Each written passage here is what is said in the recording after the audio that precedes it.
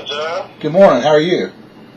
I'm amazing, man. How's life treating you today? Well, I'm vertical. I woke up, so I'm doing all right. You're vertical, huh? Yeah. I love it. John, I just had you to call you because there was so much of the back and forth. And I think we deserve a conversation. Okay. I'm not afraid of a conversation. Pardon? I said I'm not afraid of a conversation. We're all one. We're supposed to be always to each other. We're all one. John, I read your story, man. I read what you've been saying to me, and I agree with you, like 100%. Like, I don't Okay, that's great. Let me ask you. This is always so simple.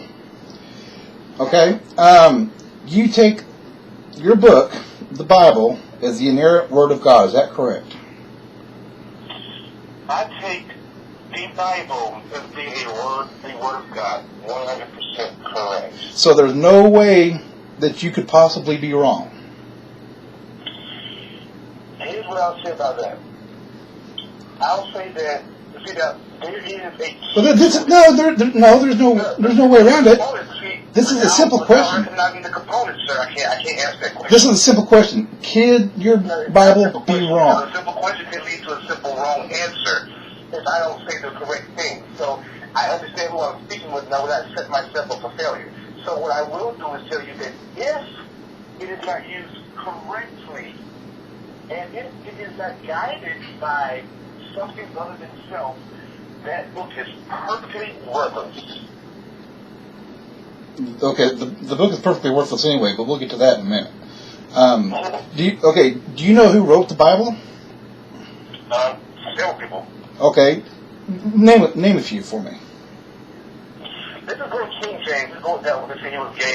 Okay, the King James Version was written in 1604 by 26 scholars for the Church of England. Who wrote the Bible?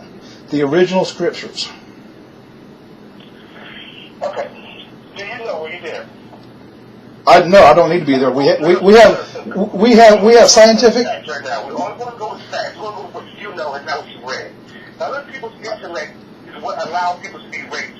You know, Mr. Nancy, who's 1939 wrote a book about raping children, about people who are raped children, and the United States government took their ran with it and allowed them to give sexual predators parole to go rape more children. I'm not talking about the U.S. government. I'm talking about who wrote the Bible.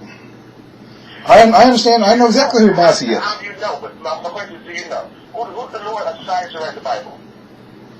That's the thing. Nobody knows. These are stories that were told by Jewish men in the middle of a desert that thought the earth was flat. It was told to Greek scholars who translated it, then wrote it down. It's been rewritten, retranslated over 300 times. And then it was copied then it was copied and recopied and retranslated in 1604 by 26 scholars for the Church of England, copied from 400-year-old copies of supposed 800-year-old copies of texts that nobody can seem to find anymore. Now, everybody keeps attributing the books to Matthew, Mark, Luke, and John. Well, the only reason they use Matthew, Mark, Luke, and John is because they don't know who the actual authors were. Now, the thing is prior to the Bible, we got Osiris, Mithras, Krishna, all these different gods. They were born of virgins. They walked on water. They turned water into wine. These are all myths. These are verifiable previous religions. Morality is not dependent on religion. Morality is precedes religion. We are scientifically testable and verified evolved species on a planet with one little bitty star, our sun. In one little bitty, solar system, in one mediocre-sized galaxy with over 300 billion other suns, among 400 billion, at last count, other galaxies, in one universe that we know of. And you think there's some all-powerful, omnipotent Godfather in the sky that cares what a barely conscious primate species does on a dust ball of the planet in this little bitty corner of our galaxy? Really, man? Okay, now I'm not done yet. I'm getting warmed up, but I'm not done yet. I'm sure you can go but this is a conversation. So if this is a conversation, let's have a conversation and not a lecture. And that's all that I require. Okay, let's have a conversation. I'm not afraid. Man, I own a few different businesses that have a lot of things to do, so my time is very valuable. So Okay. When I even give you my phone number so we can have dialogue and have conversations, I don't mind listening to you. And I let you get all this up because I understand the scientific. See, the thing about it is that I've went through it. I've went through it, and I said, you know what? See, I didn't need all that scientific bullshit to tell me you wasn't real. All thing I needed was that pastor's penis. All you needed. Okay, I misunderstood that. All you needed. You didn't need all that scientific bullshit to know that he was real. All you needed was what? I did not need to know that the cosmics and the universe. I don't need to know all that to know that he was. Well, see, that's the thing. You don't want to know. You don't want to know the evidence, and you don't want to know the. You're not listening. You're not listening. No, you're making claims about what you do. What did I just say before you made that statement? You don't want to know the truth. You want your beliefs. That's not what I said. What did I say before you started talking? Go ahead, man. Finish up. No, what did I say before you started making your comment? I just want to know what I said so you can be responsible. You said that you don't want to know all that stuff about space and science. That's what I said. I said I didn't have to know about anything else, but I knew the pastor penis. That's why I did not believe. That's why I was not a believer. I didn't even have to go that deep to know that I was not a believer. And then once I started to go that deep to find out that I was not a believer, I went even deeper to find out why I was not a believer. But then there was something one day that had me say, well, shit, if you know that you're not a believer, then why do you believe it? If this book is so fake, why so many people fighting it? If it's so not nothing, why do people want you to not know nothing so bad? So I had to go find out. And I said, you know what? I don't believe in religion. I went to the Bible, and the Bible told me in Matthew said, don't believe in religion. Well, hell, thank you. I appreciate that. I don't believe in it. So then God said, well, I think you're going to give me a try just me. And what does that mean? Because you got something inside of you that you hear. There's something inside of you that you go with. So whether you want to believe it or not, consider we are all three different parts of our body. Because you're so mentioned that nothing will keep your mind, body, and spirit. Well, I've got a body and a brain. I don't know. There's no such thing as a spirit or a soul. There's no such thing as a spirit. There's no such thing as a spirit or soul. There is no testable, verifiable scientific evidence that supports the hypotheses of a spirit or a soul of any kind. We have a consciousness. Oh wow! I'm gonna tell you what your problem is. Okay. I got you already. You ain't connected to it. You ain't connected to yourself. It's not even about religion at this point. Leave religion out of it. Leave God out of it. Leave Jesus out of it. Leave all that out. If you said that there's no scientific proof there's a spirit or a soul, then you don't know you. Because you come from a place that's not here. You have infinite knowledge. You have so much within you that you haven't tapped into. So I understand why I'm having this conversation with you. You don't know you at all. I know me better than what you think. You see, you're making. See, I find that offensive. You could be a spirit or a soul. You can't know you. Let me speak for a second. Let me speak for a second. I find that offensive that you naturally assume that I don't know myself. Okay, now I'm not finished. That's why I say that. Okay. Now you make the assumption that there is a spirit or a soul. That's an assumption. That's an empty, baseless assertion. That which can be asserted without evidence can be dismissed just as easily. There is no evidence at all. I have evidence. No, you have belief. Something that you believe is evidence. What evidence do you have? What evidence do you have? Okay. I live in Los Angeles, California. Right? Mm-hmm. Whenever I went to Malibu a couple weeks ago. And I'm driving. I'm going downtown. I'm going down to the beach. And I meet this guy. This guy walks up to me and tells me my name is Tori. I'm from California. And da. How do you think he get this information? Well, the government, for one. Huh? The government, for one. He could follow you around. He could be, undercover police department. He could run your tab. This is the homeless guy on the beach that I randomly walk up to. Okay. Homeless guy on the beach I randomly walk up to. I don't know anything about him. I'm not there for him. I am there only to look for some land to build another house on. I want to build a home on the beach to sell it for $4 or $5 million, make me a good $2 million profit, right? Okay. So I go to this land, I go to the top of this land. This man is sitting right there on top of this land. His spirit knows that why I'm there for some property that is left behind for someone. And that's why I'm there, because I'm thinking this property is left behind. And this guy tells me why I'm there, tells me exactly who I am and exactly where I'm from. Only thing he had off was he said I was from California and I'm from Carolina. That's the only two. That's the only thing he had wrong. What makes him so familiar with me? I have no idea, and honestly, neither do you.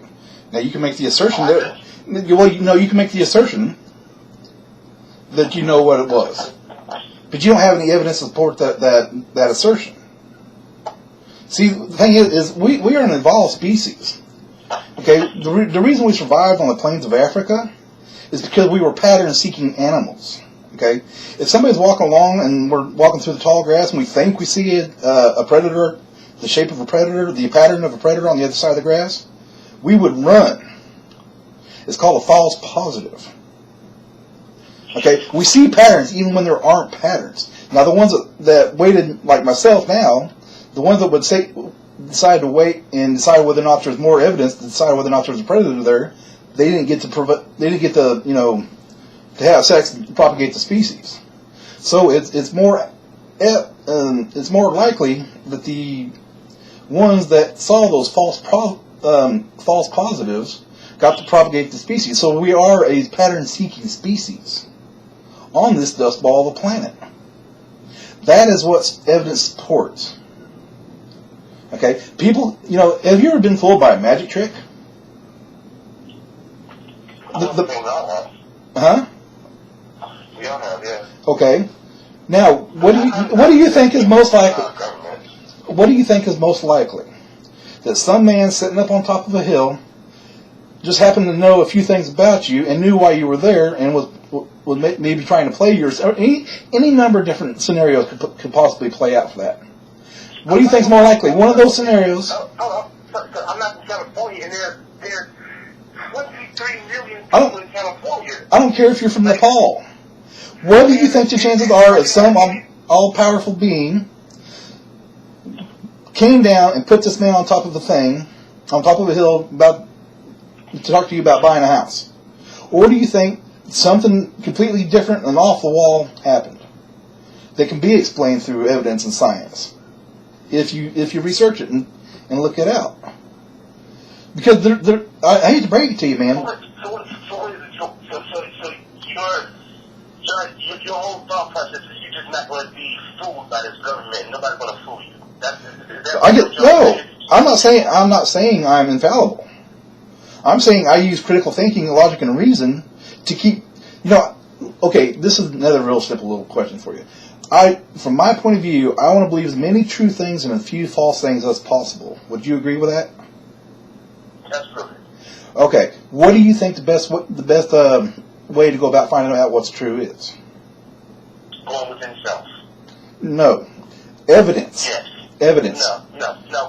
Well, that's where we're going to have to agree to disagree. I'm going to stop you because you asked me a question. Okay. Evidence is given by someone else. Or you can obtain it yourself. Either way, if you come in with evidence, you are having to take someone else's opinion, someone else's logic, someone else's research, someone else's everything, and take it into yourself as if you did it yourself. It's always someone else's. It's nothing from you. You didn't do shit to get the information. Only thing you did was read. Only thing you did was took another man's logic and said, oh, this is why he don't believe, so I'm not going to believe either because this is the history behind it, because I see this, and you put it all together because it comes from different sources and the Bible's only one source. I get it, but it's still dumb. Okay, let me see if I can explain to you how the scientific method works. I'm not taking one person's claim of evidence. I said a collective of people. I didn't say one. Okay, now the scientific peer-reviewed evidence. Okay, go ahead. Answer this question. This is my last question. I'm just doing whatever you want to say. Okay. Based upon all the knowledge that you've gotten and you speak to me today, how much of that was authentically you and you came up with it? The conversation we've had today with me, I've got the evidence. Knowledge. I ain't nothing about conversation. I said knowledge. Okay, the knowledge that I've got today is after doing lots and lots of research. I don't take people at their word like a Christian does. Okay, if somebody makes a claim, if somebody makes a claim, I go to you have to show me evidence that this claim is true, because that, like I said a minute ago, that which can be asserted without evidence can be dismissed just as easily. Okay, when somebody claims to me that the moon landing didn't happen, I call bullshit. We have evidence. I was born 2 months before the moon landing. I wasn't actually on the moon when it landed, but we have evidence that it actually occurred. We have rock from the moon. We have the rockets that went to the moon. We have the. You believe the eyes. Okay, I got you. I don't just believe. My eyes can be fooled. I've been tricked by magic tricks. Yeah. Okay, I've been tricked. Huh? You the one with me on the moon. Yeah. Dude, what? What? Right. The one with me on the moon. Your government's a piece of shit. Your government's a false. Your government is what got you so fucked up right now. See, I'm a real nigga. I'm real with my shit. Okay. I'm not with fake. I don't deal. Well, you might be a real nigger, but might not. I highly doubt if you're a real man. Because a real man doesn't use the word. It doesn't matter what color you are. Let me tell you something. A real man understands that he got something bigger than him. He didn't just create himself. And it didn't happen by his parents come together and stardust come together and form a man. So you realize that if you want to go technically with it, you want to go down to the actual scientific version of it. They said each body, if you try to make that body, will cost about $6 million. The technology that's inside of a man is still not even close to being thought of human-wise. Yeah, and so? A human being can't think of how and why and what this happened. Now, how it happened. That's the classic argument from ignorance. We don't know how everything happened yet, therefore God. That's the classic argument from ignorance. It's a logical fallacy called the argument from ignorance. We don't know how something actually happened yet, therefore it must have been God. So the real reason why I say I'm a real nigga is because I kind of figure that you probably got the same problem that most people who don't believe in God is. He's black and you hate it. So, well, actually, God wasn't black; he was brown. God is and how much you see his son here, and he'd be black, and then you say, you know what? Wow. Why? Bro, he changed. They killed him for a reason. The same reason why they're trying to kill us right now in the streets. If you just look at what they are doing to the people, you can see why they're doing it. Look at their evidence. They're teaching you why. They're killing every black person, making us look crazy. You know why? Because Jesus. It makes sense, bro. When you start looking at what's going on in this world, you start seeing who they're fighting. You start going back to your Bible that you don't believe. They start seeing all these warring stuff going on in the Middle East based upon the things the Bible says. Now, I ain't got to be a rocket scientist, but this shit is happening. Whether you want to admit it or not, brother, it's going down.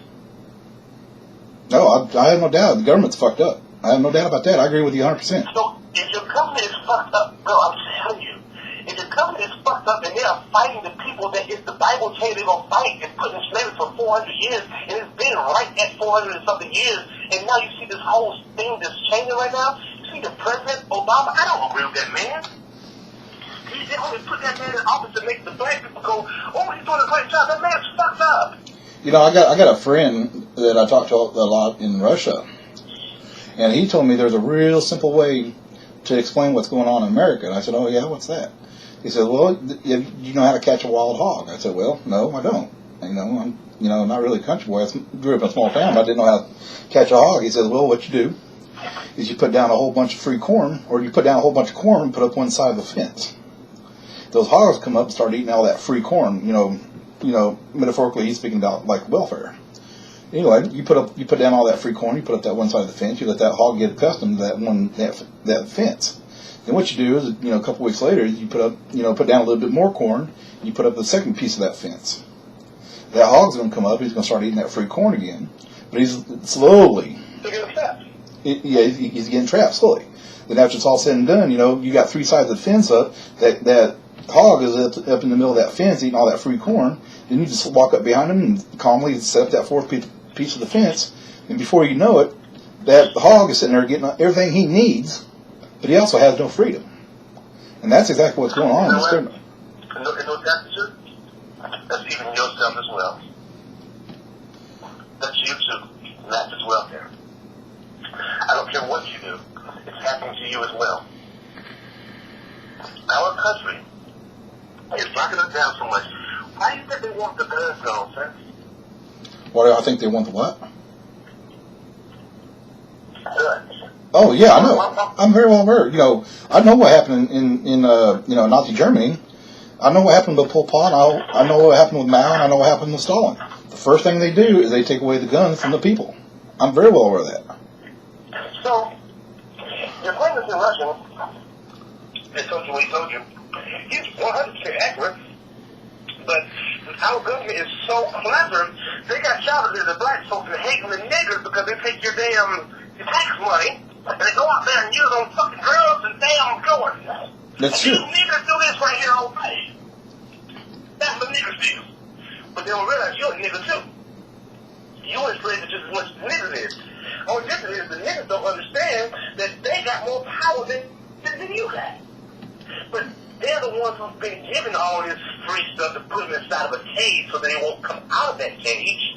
Because once you get a nigga too much information about who he really is, they realize that his power starts to come up. And that's what I have. I have that power that they hate. Because for a long time they kept me away from my God because I was raised by a pastor. But then once I started to take stuff off of myself layer by layer, they couldn't tell me that God wasn't real no more. See, at one point I was believing it because I was raised by a pastor, and things that happen to you will make you not believe. I get it. Things that you see will make you not believe. I get it. But what will make you believe is what I was out to find. It's all the stuff that we not believe. Why am I being fought so hard not to believe? Why is the government making so much on gay marriage and all this bullshit? Like, this is crazy. What's up? That's called misdirection. It's called misdirection, 100%. Because if they can get you to look at something else, they can slide into other bullshit. That's exactly right. That's exactly right? So far, you're a little black man can be a man. Can I be a man yet? Do what? Can I be a man in your eyes yet? Am I a man yet in your eyes? Not long you keep saying nigger this, nigger that, no. Okay. No, but see, the word nigger, the reason why I said it, this is going to go to ignorant people. And you're going to see that I understand. I know exactly what the word means. Especially until we start to understand that the word nigger was negus, Negus. Have you done the research on that? Yeah, it's from the South. It's I think it's propagated in either Georgia or Tennessee. I'm not sure which one, but it's been a long time. But it's Georgia, Tennessee is where the word niggas originally came from, which was a slang, which was Southern drawl for Negro. And it got, Negroes were actually slaves, which were propagated by the Muslims from South Africa. The Muslims sold the blacks to the white traders, which brought them to America. You're not talking to an illiterate fool. I have a pretty good idea what's going on. But the thing is as long as... Niggas was started in Egypt 3,000 years ago, sir. So Dallas, Georgia, and Tennessee. Niggas, Negus. Niggas is a derivative term from the word niggas. That's where niggas is coming from. Niggas is coming from niggas because the American government will always throw something off by a little bit to get you off course. So the word niggas means kings and queens. That's the word niggas means. So when I say niggas, I'm including you. Because you're an ignorant person, you don't have any knowledge about what I'm speaking of. So when I say niggas, I'm including everybody in this country who's a nigger, who don't understand what's going on. So I'm a nigger. Negus. I'm a man of royalty. I know who I am. So, again, I'm going to go back to what I was saying. Once one finds that they've been hoodwinked, then you must go to yourself and find out who you are. Deep within self. When you go deep within self to find out who you are, then you connect to something far deeper. And then you start to understand, hold up, God is real. They just doing it wrong. Well, how did you make that leap from what they're doing to God is real? Oh, I got it, because once I got myself clean, once I found out who I was, right? I started to go a little deeper into myself. Well, hold up, I'm not really a homosexual. I was just raped. So you get past that, you go further deeper into yourself. Well, you know what? I'm not a thief. I don't have to steal nothing. I don't have to sell no drugs. I don't have to use drugs. I don't use cigarettes. I don't need the alcohol. Because all this stuff is fucking up my temple and it's putting so much on me that I can't swim. I'm sinking. I don't understand that I can't feel the natural vibrations of my body. Because I have so much of their poison inside of me, because the water has alkaline in it, and all different types of chemicals in it. All this food is messed up. That same corn that you're speaking of is putting you inside of a bench. That same corn, 90% of that is GMO food, so it's all going to be taking care of my body the wrong way. So if those things can come inside of my body, it can change my way of thinking.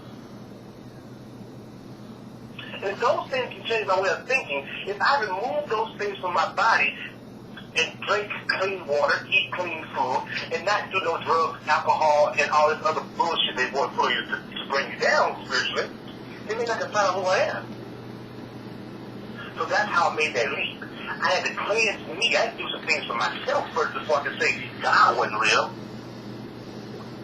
I couldn't say there was no God where I didn't know me.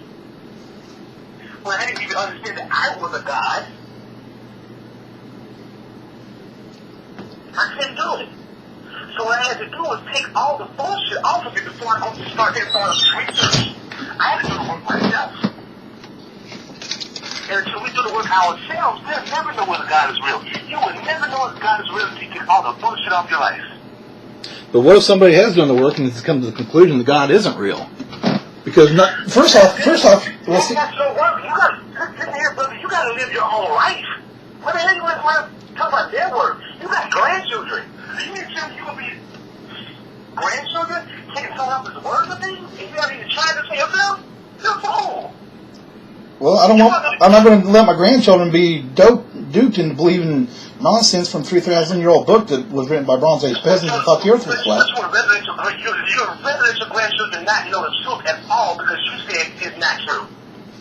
No, I don't tell them anything is not true. You have never into your spirit and find out who you are. There you did it again. You made the assertion, I don't know who I am. There's no possible way. Let me ask you a question, sir. Go ahead. Let me ask you this question. Do you use alcohol? No. Do you use any type of tobacco products? Nope. I've been completely sober for over 12 years. 12 years, okay, cool. Okay, let's talk about what you eat. Eat beef? Yep. Eat pork? On occasion. I love me some sausage. I love some sausage. You love you some sausage, right? Right. You love you some pork, right? Yeah. Are you killing the cow? Excuse me? Are you killing the cow? I see you in Oklahoma. Are you killing the cow? No, I ain't killing the town. The cow. Are you killing the cow? Are you making your own food? No, I'm not making my own food. Are you going to the grocery store? Yep.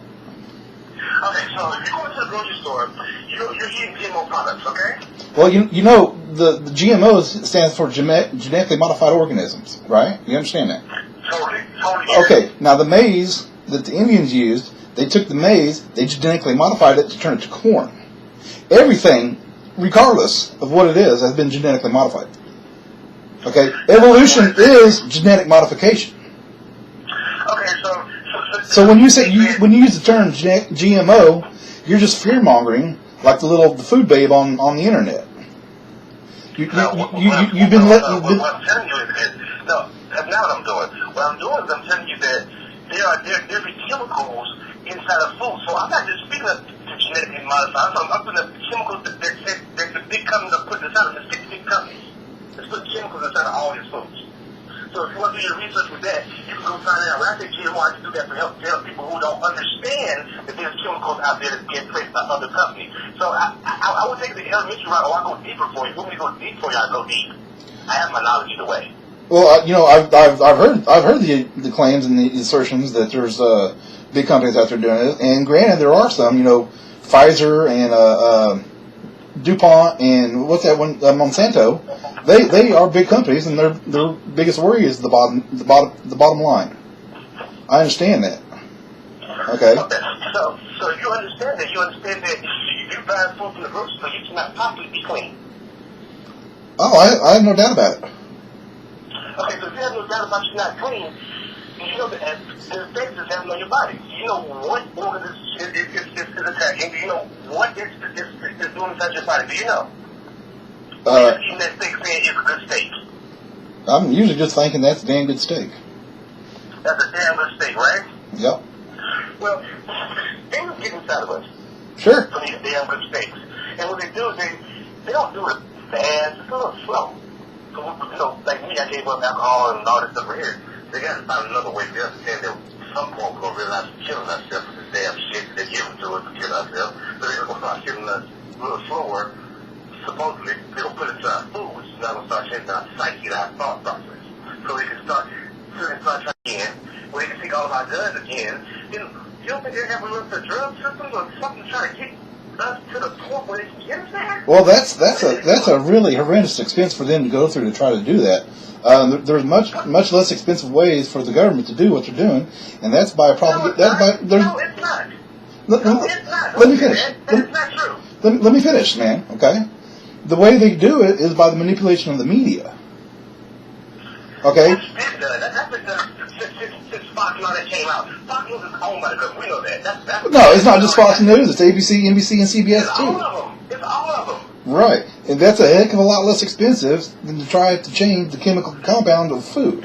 That's changing the mindset. You got to really different time place right now. We're not in the place where people sit down at their kitchen table and watch the news anymore. That was in the 70s and 80s, 60s, 70s, 80s. We don't do that no more. People are on their phones. So people don't care about the news anymore, sir. Now you have to get something inside of them to break them down, to break down their psyche, to break down their thought process. What they're doing.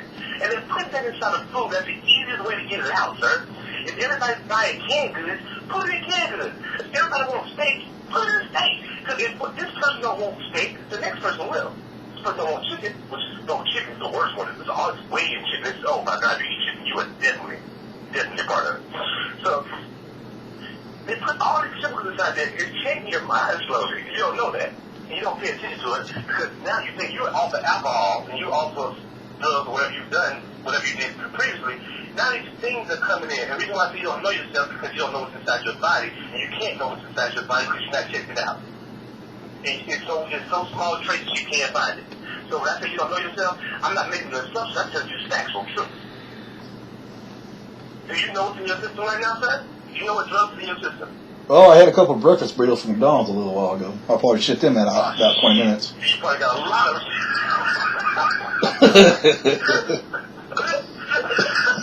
that was definitely one of those companies. But, yeah. So when I say this, sir, the things I'm saying to you, I'm not saying to you. I understand your plight. I understand what you're saying because I went down that road. I took it. I didn't believe. I saw everything. I said love is just God. That's what it is. God just love. It's got to be in love with each other. I went everywhere to find out instead of saying, you know what? I want to see what's up. And when I finally just said, I'm going to lose my mind to find out the truth from my family. Is when I found it, bro. All right, Tony. Okay, I know what you believe, and I understand what you believe. Something that, I've talked to Muslims, I've talked to Sikhs, I've talked to Hindus, and I've talked to a lot of Christians. What most of them can't tell me is why they believe it. I got you, bro. Because for so long, I didn't have the presence of power on my body. I didn't feel it. And whenever I died to myself, and I said, you know what, fuck it, I want to see what's real like. I'll go there, I'll lose my mind. Whenever I went there, I saw it. I felt it. I heard his voice. And my life, I feel different. And I'm going to tell you why. I'm going to tell you why. You literally heard his voice. No, not like like you're hearing me, or was it just something? Was it just in your head, or was it just something that kind of touched your heart, or? It's like it's deep down within myself. That's the reason why I asked you, were you connected with your inner self? Because in order for you to hear God at all, you got to be at a point where the outside world don't matter, to include mother, child, grandchildren, wife, where they don't matter at a point, and you got to kind of go within yourself to really go hard within yourself. Because if you don't believe in yourself, you can't believe in God. There is no God. That's kind of that's a self-fulfilling delusion. Then, if you go within yourself to try to find out what's true about the natural world around you, then you're going to delude yourself. No, what you don't understand is you don't understand it because you're not connected to the other side of it. There is no other side of it. No, there is. I promise you there is. Well, you can make the assertion that there is, but there's no evidence to support that assertion. No, I'm living the life. You're making a claim of knowledge you don't have. I'm living the life. I haven't worked in 3-4 years. I have not done anything that the average person do. So now, when you talk about these Christians, I'm with you. Most Christians don't even know God real. Most of them don't know because they don't even go so deep. They say they're believers, right? They don't go deep enough into their religion, into their God to find out what is true. They just read the book and say hallelujah. That's all they do. Well, yeah, it's a Sunday social group is all it is. That's all that is. Bro, I'm with you. I agree with you. I went deeper. I found God. And how I found God is I found myself because He's within. You would never, ever be able to know if God is real if you don't go deep within, because the Lord is within yourself. If He made you, it would make sense. If you just take my simple thought process, I guarantee you will understand it. Take all religions out of the world. Take all religions out of the water, okay? Okay. Remove religion. Let's just think about you, John. You have how many kids you got? Do what now? Do you have any children? Do I have any children? I have one. You have one. Okay, let's just say there is one child. You have a child. It's safe to say that your child has your blood. It has your DNA, correct? Yep. Well, half of it's mine, half of it's her mother's. Either way, it has yours. Either way in there. It's half mine, it's half my mother's. Yes, go ahead. Okay. You're so funny. Either way, your DNA is there. Your blood is there. If that baby gets lost somewhere and they pull the blood, they can match that blood next to you. Am I correct? Absolutely. Absolutely. So, what I have to find is that is also true on a larger scale. Because each one of us will be a cup of what made us, if that were true. If it were true that you had a daughter, then your daughter must have your DNA. If it's true that I have a mother, I gotta have that DNA. But what about the overall scale, the higher scale of that? How do we know we have God's DNA? If He made us, we gotta have some of this DNA that has something. Well, hold on.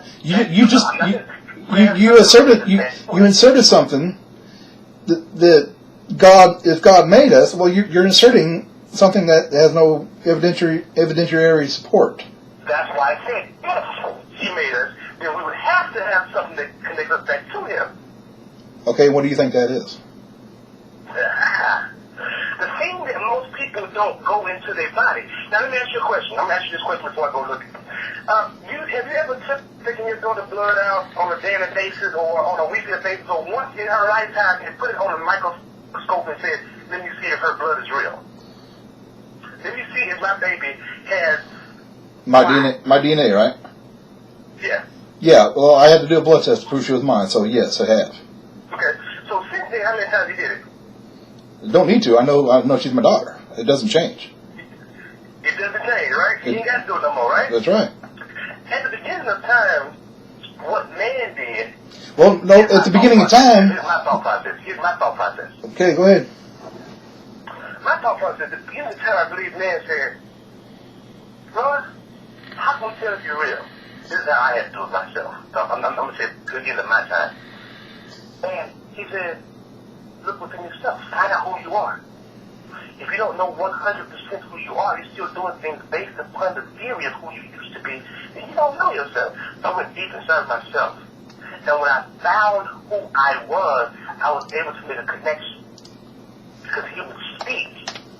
That was after all the BS was gone. I could not hear him until I really got the test. I had to really get my DNA test to figure out whether he was real or not. And my DNA test was to get alone and to really go deep within me. And to say, Lord, if you're real, you're going to have to prove this to me. You're going to have to show me beyond a shadow of a doubt, because I'm not going to follow some man. I'm not going to follow these people say. I'm not going to be out here talking about Jesus is a fool and come back, it ain't nothing here. I'm not going to do it. I don't believe in no big old lake of fire. I don't believe in none of that. You got to show it to me. John, when you go to that point of saying, God, show it to me, and stop reading books and Bibles and all this kind of stuff, that's when he appeared to you. So I said, okay, Lord, I still don't believe in the Bible. Right, sir? So I started writing my life out. I started saying who I was. I started writing things about me. And the Lord took over my hands and showed me that can't nobody write unless I say they can't write. If I give you the access to do it, you can do it. My fingers in front of witnesses, sir. My fingers would not write a sentence. My hands would not move, sir. The Lord came and took over my hands, and my friend sitting and watched me. I could not formulate a sentence writing it down. My friend grabbed the same pen, and then he wrote. And I showed him. He was like, oh my gosh, this is crazy. So you will never ever know the power of God until you go for it. You gotta go looking for it. You can't go looking to the books. You did all that. You still ain't changed with us. That's why you still trying to get people to not believe. You gotta do it within you. And you gotta ask him to show you 100%. Ain't nothing else gonna be a, bro, you done did all the research. You done did what I done said. We both done did the same thing. But it's gonna have to come to a point where you have to take responsibility for it and find out yourself. There's only one way to do that. There's a real neat quote by a gentleman by the name of Christopher Hitchens. Okay, and it goes like this. It's called, in other words, that's a discussion about what is good, what is beautiful, what is noble, what is pure, and what is true. Could always go on. Why is that important? Why would I like to do that? Because that's not the only conversation worth having. And whether it goes on or not after I die, I don't know. But I do know that is the conversation I want to have while I am still alive. Which means that, to me, the offer of certainty, the offer of complete security, the offer of an impermeable faith that can't give way is an offer of something not worth having. I want to live my life taking the risk all the time that I don't know anything like enough yet, that I haven't understood enough, that I can't know enough, that I am always hungrily operating on the margins of a potentially great harvest of future knowledge and wisdom.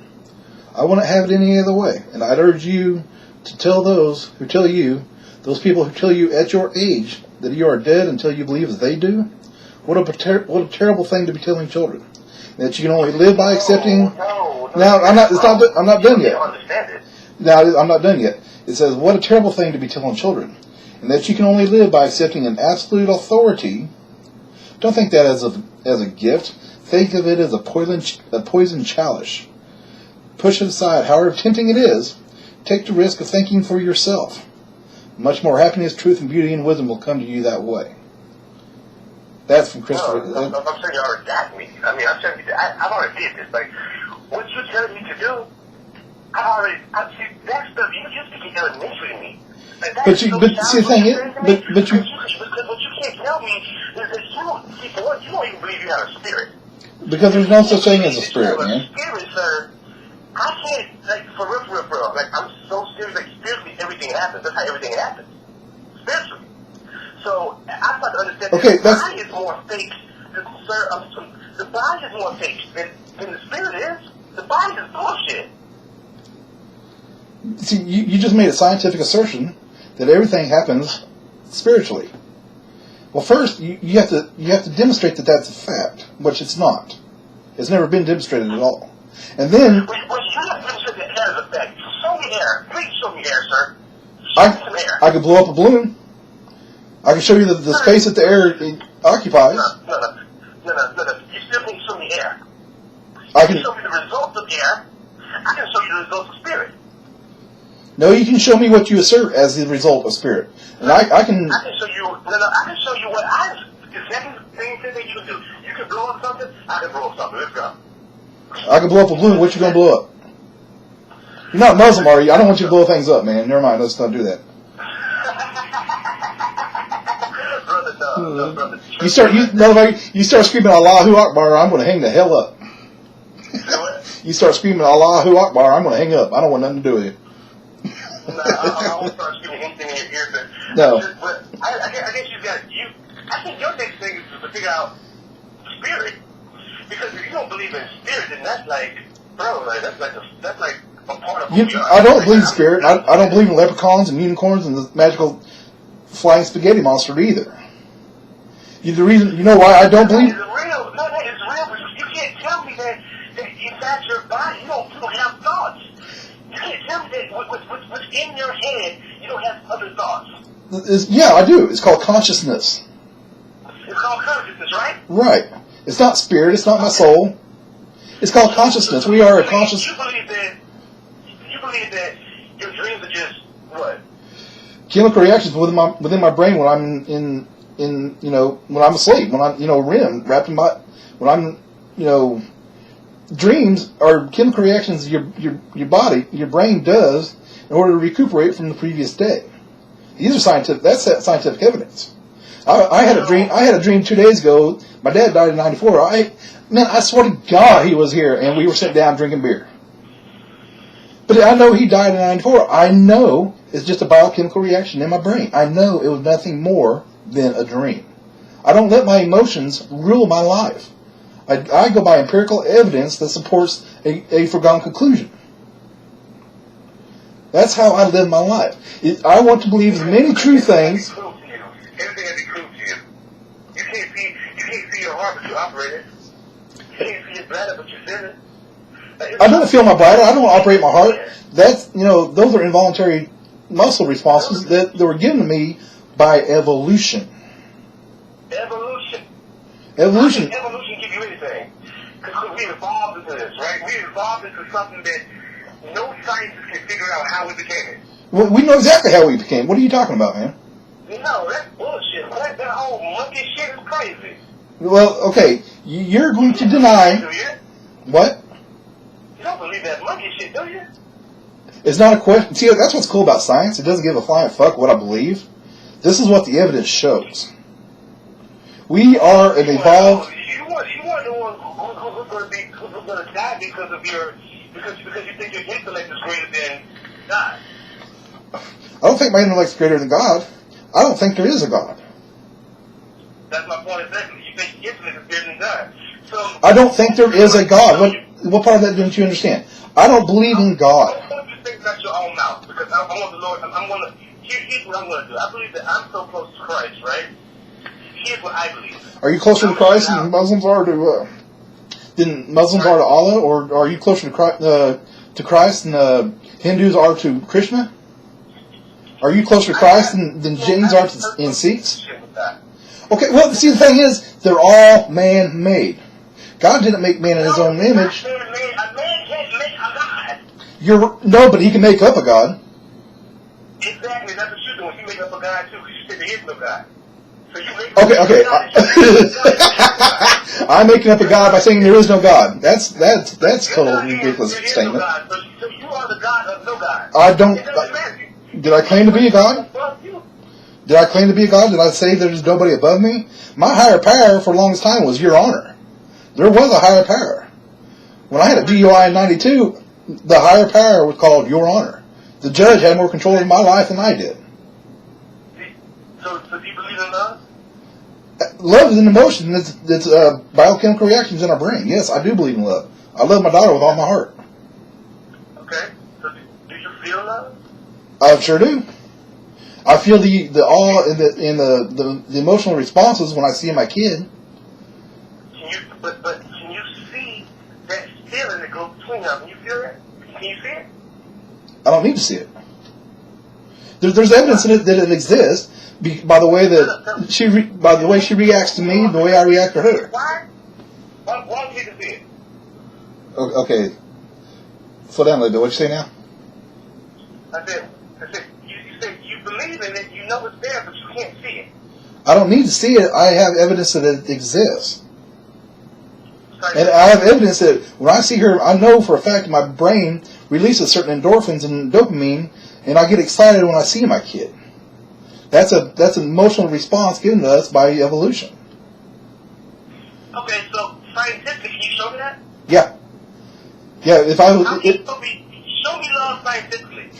They've done it 1,000 times in all kinds of different experiments. They actually hook up skull caps with the little electrodes in it, and they'll show pictures of their loved ones, their kids, and people react. And there's different synapses firing in their brains when they show them their wife, or they show them their kids, or they show them their dog, or they show them strangers. Different areas of their brains fire. It's biochemical reactions in their brains.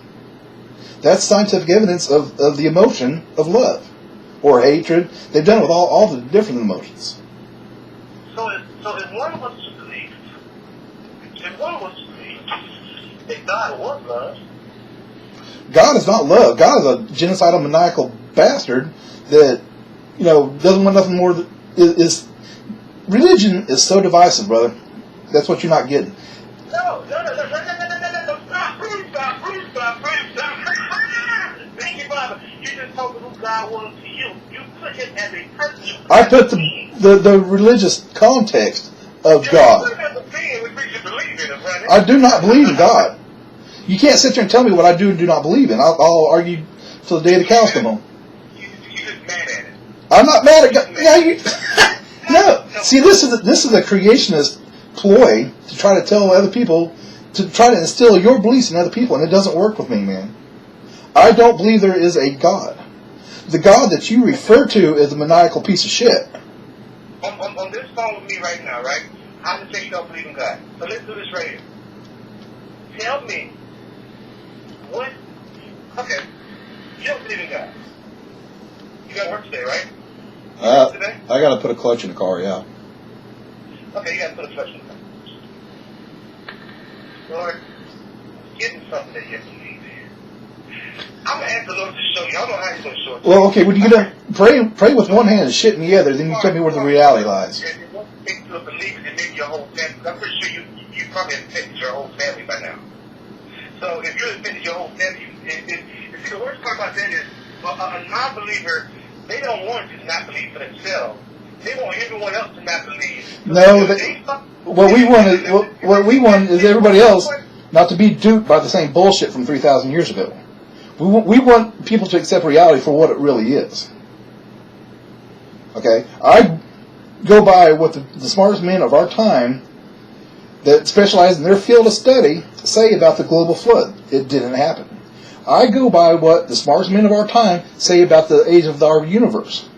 Not by what some book written 3,000 years ago by some Bronze Age peasant that thought the earth was flat said. Just because it makes me feel good. Do I wish I could live forever? Sure. Who doesn't?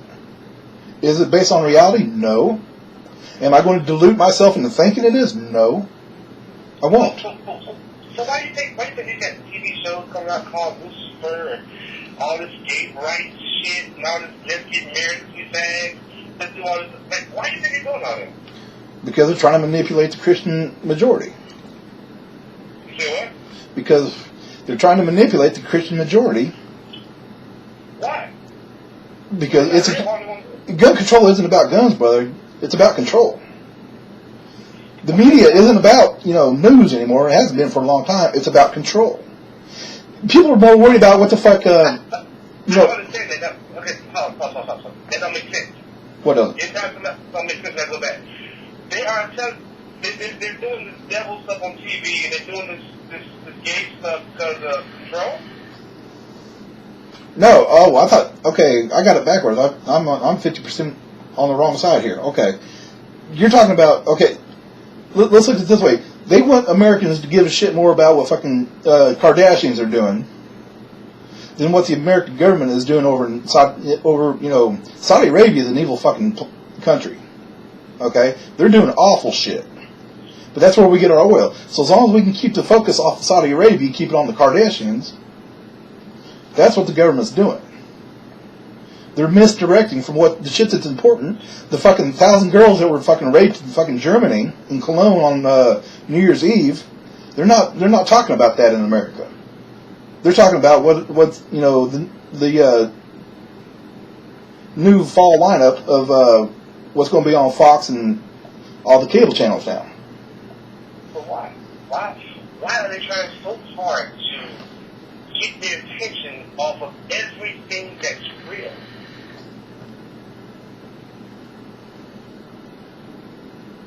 That's a good question. Why are the Board of Education in Texas trying to get intelligent design taught in schools?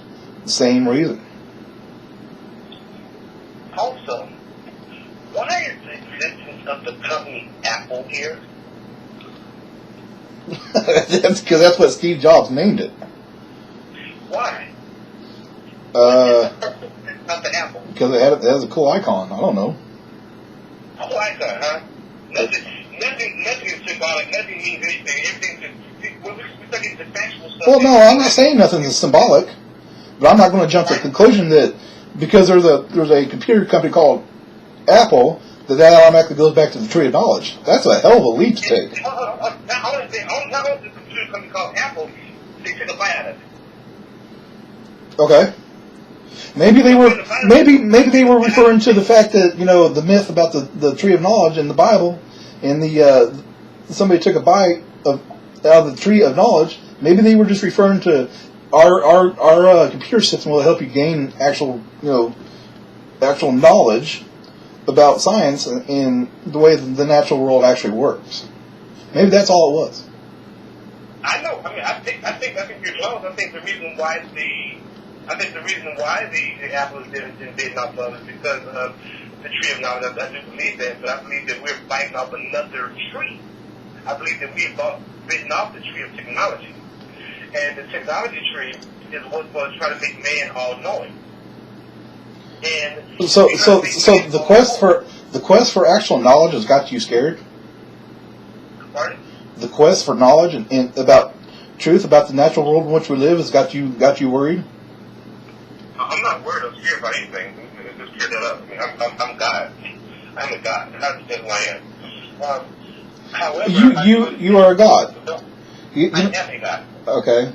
The word Negus is actually a royal title from the Ethiopian Semitic languages, and it simply denotes, such as the Bari Negus of the Medri Bari in 1890 Intria, and that's where in 1890 is where the word Negus actually stems from. It's not Egypt. I'm sitting here at Google. Negus, not niggas, Negus. Yeah, Negus. I don't care about niggas. Niggas is you. That's people who don't get life. Niggas is 3,000 years ago in Egypt. I mean, so what you just read don't mean anything. Well, I'm talking about Negus, the word that you spelled it out to me. When I said that I'm a God, I said I am a God. I'm not the God. I am a God, and you are too. You are a God. And you are too. Well, no, actually, I'm an upright walking primate on a planet in the middle of a solar system in the middle of a galaxy with 300 billion other suns. That's because your intellectual properties will allow you to believe that bullshit. You went too far. That's all it is. You are a God. My intellectual properties took me that far. They didn't let me do anything. You don't realize you are a God because you're over departmentalizing your gifts. But you are a God, and you connect with yourself. You would stop hating God because you start understanding that you are a God, and He give you the same powers that they gave Jesus. But most Christians will never get to that point because they don't even understand the word. I get it. You are a God. There's no separation between you and God because you are a God. And He give you the same powers, but most people in their religion and they bullshit, they fake it so that other people can see them being that way. I don't fake it. I never gave a fuck about what anybody thought about me. I never cared. So what I did was I gave my life to another situation, another thought process. I said, you know what? I'm gonna try to be the best man I can be. I'm gonna try to be the greatest man I can be. I'm gonna try to act. You know what? Since I'm here on this earth, if I can do all good. I can just try to be positive and loving. That's what I can do first and foremost. Instead of saying there is no God, let me be a man of God and act as if I am a God. Because every God wants to help. Well, when somebody decides they want to be a man of God, usually what that denotes is they're going to try to. Okay, that's your claim. Whatever. That's another assertion that you have no evidence for, and without evidence, I can dismiss it just as easily. So you can say you're a God, and I can say I disagree with you. If you really want to be 100%, you can dismiss the fact that there's a TV if you want to be. Well, no, there's a TV sitting right here in front of me. I'm not going to dismiss the fact that I have evidence sitting here in front of me stating that there's a TV. You have nothing else. You only see your eyes. Your eyes only show you things that could be a lie. But you see. I don't know. It's pretty evident there's a TV sitting here in front of me. So what you're saying is that God has taken your sight so you can see something deeper. Well, that's it. That's what the assumption that there is something deeper. See, you make that leap from reality to superstition. You assume that there's something deeper based on no evidence. When I ask you why do you believe what you believe, I know what you believe. That's not a problem. I know lots of different people with lots of different beliefs. When I ask you why do you believe it, all you can do is give me these assertions. No, I'm telling you because I connected with it. No, you're asserting that you connected. You're pushing. God, I feel, bro. I was at a survey, God, I did not know it was 1,000% correct. I am not like your average Christian. I'm not going to church and give somebody 10% of my money to believe that a blessing's coming next week. That's not me. Well. To begin with, I won't assume that you're like anybody else. I know you're a specific individual man. I'll let you have that. I really hate the word niggers. I mean, I'm white. And I can it turns my stomach when I'm walking through 7-Eleven. I hear a couple of gangbangers sitting there calling each other niggers. They don't know how disrespectful that is to them. They can start calling you niggas though. They can call me whatever the hell they want. The name, the words aren't going to hurt me. But they need to start calling everybody niggas because they all ignorant people. Well, yeah, I know what the word means. The thing is, they're ignorant about the word niggers, which denotes ignorance.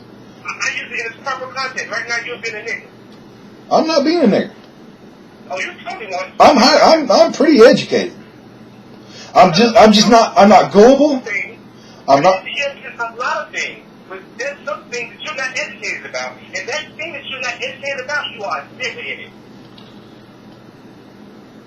Well, that's an assertion that you can make that assertion, and I can deny or disagree with your assertion. That's one thing about America is. Is that a factual statement? If you do not know something about something, you mean you're ignorant. You are a nigger about that situation. No, that means I am ignorant about that situation. The word nigger is something that shouldn't be used. Stop. Because the fans talk me now, I'm a lot more educated than that. If you say that does not mean that you're ignorant about the word, nigger means ignorant person, am I correct? Or ignorant about a person? Does the word nigger not mean ignorant? And ignorant means lack of knowledge, not knowing. So if you don't know something, you are a nigger in that situation, am I correct? If you want to get down to the brass tacks, yes, you're correct. You can't dismiss that, can you? No. Okay, so you are a nigger about some things. I am ignorant about some things. So you're a nigger about it. I'm ignorant about things. Yeah, so you are a nigger but about these things. You are a nigger about these things. The most usual. See, we have to get some definitions. We have. I'm not ignorant about spirituality at all.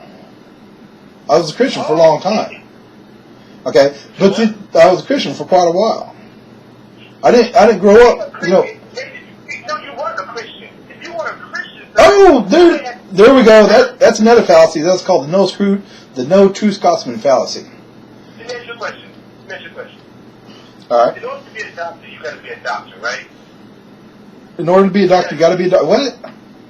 In order to be a doctor, you got to go to school, you got to get your education, you got to be able to go to an ER or whatever type of field. You got to be able to operate. You have to do your thesis. You have to do your doctorate thesis. You have to do. Yeah, you're talking about 10 to 14 years of education. Yeah. Of education.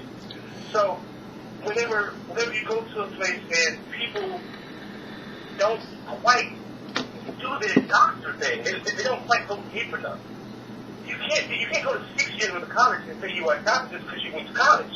Well, you can say you're a doctor, but you're probably not a medical doctor. You can go to school and become a doctor in 6 years for paleontology, geology, embryology. That's what we were speaking of, though.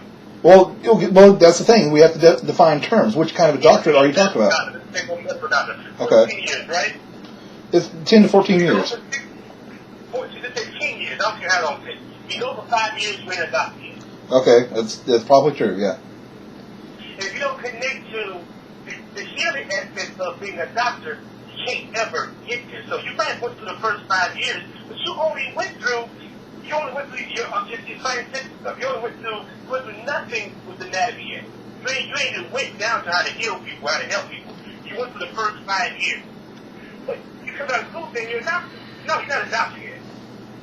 You got to get to the point where you can heal people, where you can get to the place where you can be made whole, change a little bit. You got to get to those places. So until you go that deep into graduation, the graduation you will know when you graduate because you got to get something at graduation. Right. Graduation, you got to have your walking feet. Right. So, okay, I have a pretty good idea where you're going with the story. The thing is if you start down a road, and you know for a fact that this road ends at a dead end, I'm not going to waste my time going down that road. Because I might not have made the trip. I might not have. Let me finish what I'm saying. Let me see what I'm saying. I know exactly what you're saying. Let me finish what I'm saying. If I know of other people that have made that same trip and I've seen their results from their trip down that road, and I see them walking back and they say don't bother going that way because there's no waste of time. One of two things is going to happen. I can take them at their word and turn around and walk back the other way, or I'm going to go on down there and see if the road really ends or not. I have finished that trip. No, you take that out of context. You're going to be a doctor. If I'm going to be a doctor, I'm going to go to school and I'm going to finish it and I'm going to become a doctor and help people. Because I know for a fact that being a doctor can help people. You get your degree to be a doctor. If you get down that road and you say, man, ain't no other doctors real down here. This ain't no real doctor place. Then you can come back and say, I went all the way to graduation and I realized that you cannot be a doctor. But that's not true. If you go all the way, you're going to come to a point of graduation. I went all the way. I came to a point of graduation. I never turned around to tell you that you're going the wrong way. This road, you're going down this road, and you ain't going to get where you want to go because I didn't quit. I went all the way through school.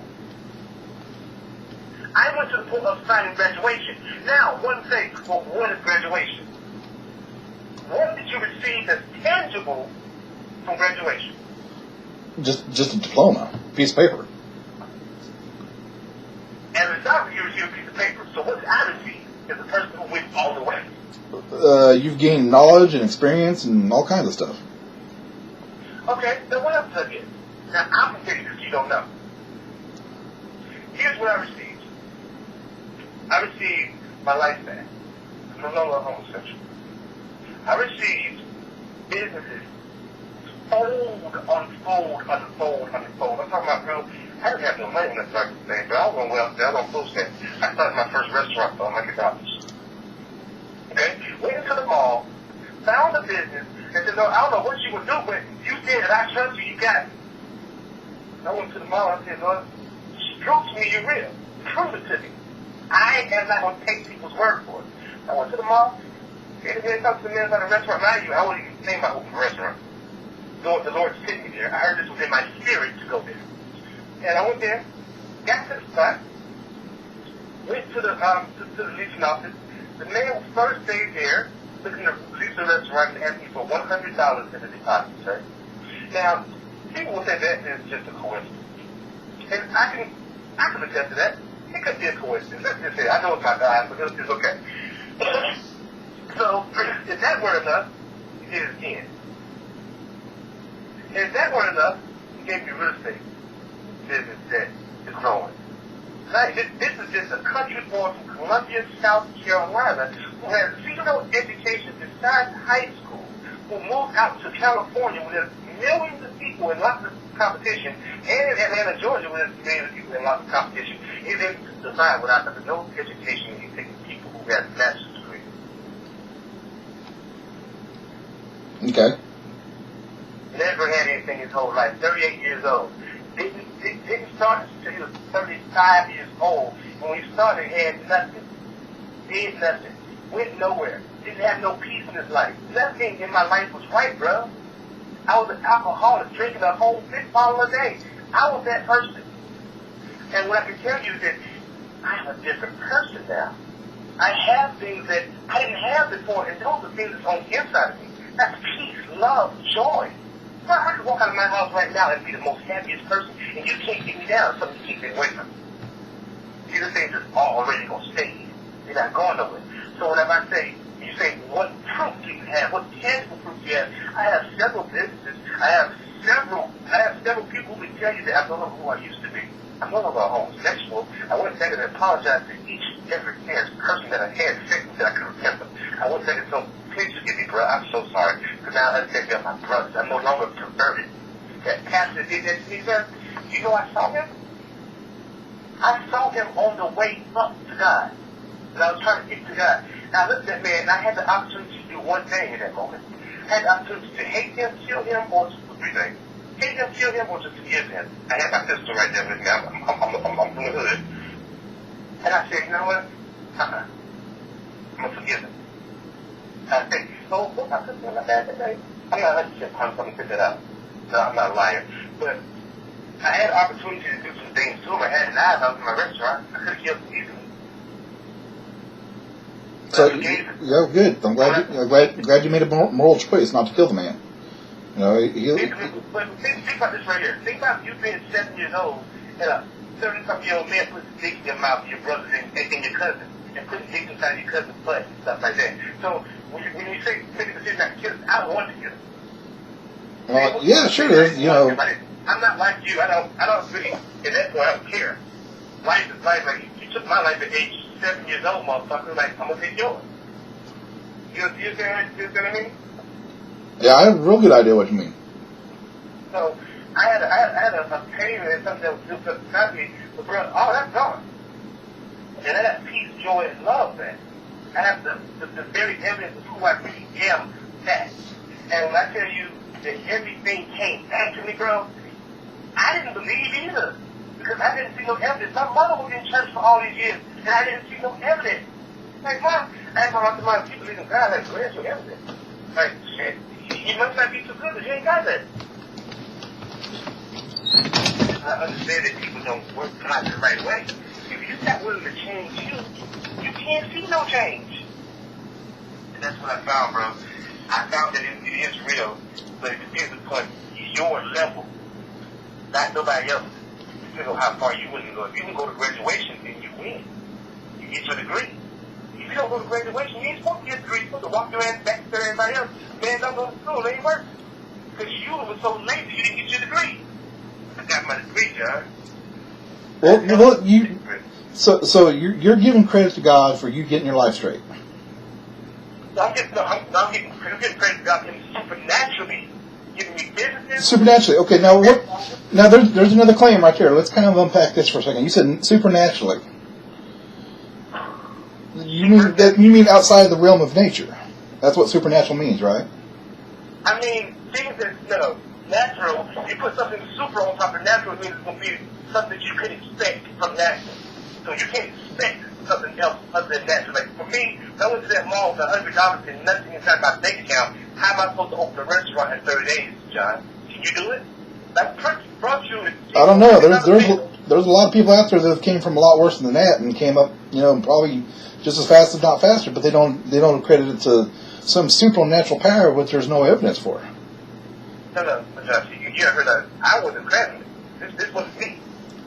See. When I started walking this way, John, when I started to walk, then that's when I started to go within myself. I heard, go to the mall, go do this. It wasn't me. This is not my instruction. See, once you get to that silent, quiet place within yourself, and you love yourself so much, and you say, Lord, there's got to be more. And when he starts to speak within himself, And then you start to say, okay, well, I heard something. Let me just go see what this is about. You go to a mall, and the first time you do it, you get a $100 bill, you get a restaurant. Sounds like you start doing things like that over and over and over, you stop being coincident. Oh, okay, there's a claim you just made there. It stops being a coincidence and it becomes supernatural.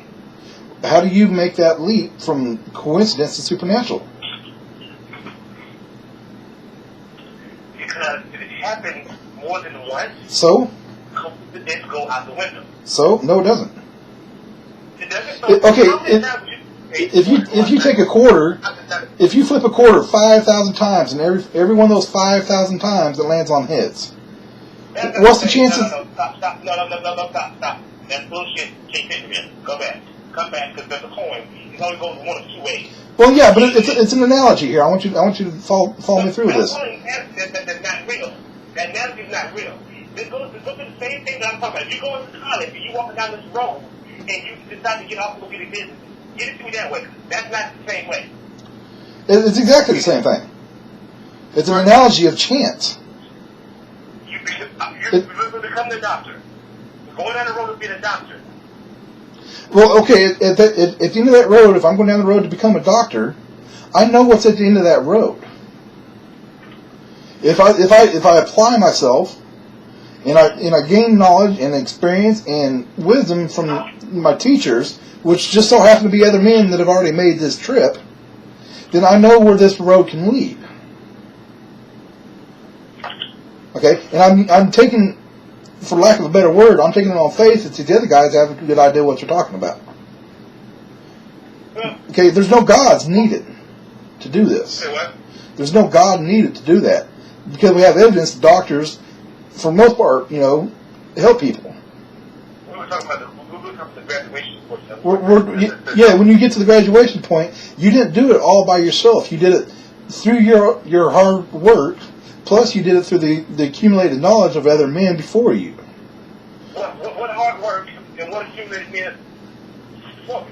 Only accumulated men I did it before me would be Jesus. That's to be the only person that's accumulating anything before me, because he's the only one who showed me how to graduate. No one else showed me how to graduate. So that's the only person I've seen who really know how to graduate, because these other people are here playing with God. Well, it's kind of like this, man. I'm gonna have to get to work here pretty quick, but your willful ignorance and about superstition and dogma is amazing. It really is. So Your ignorance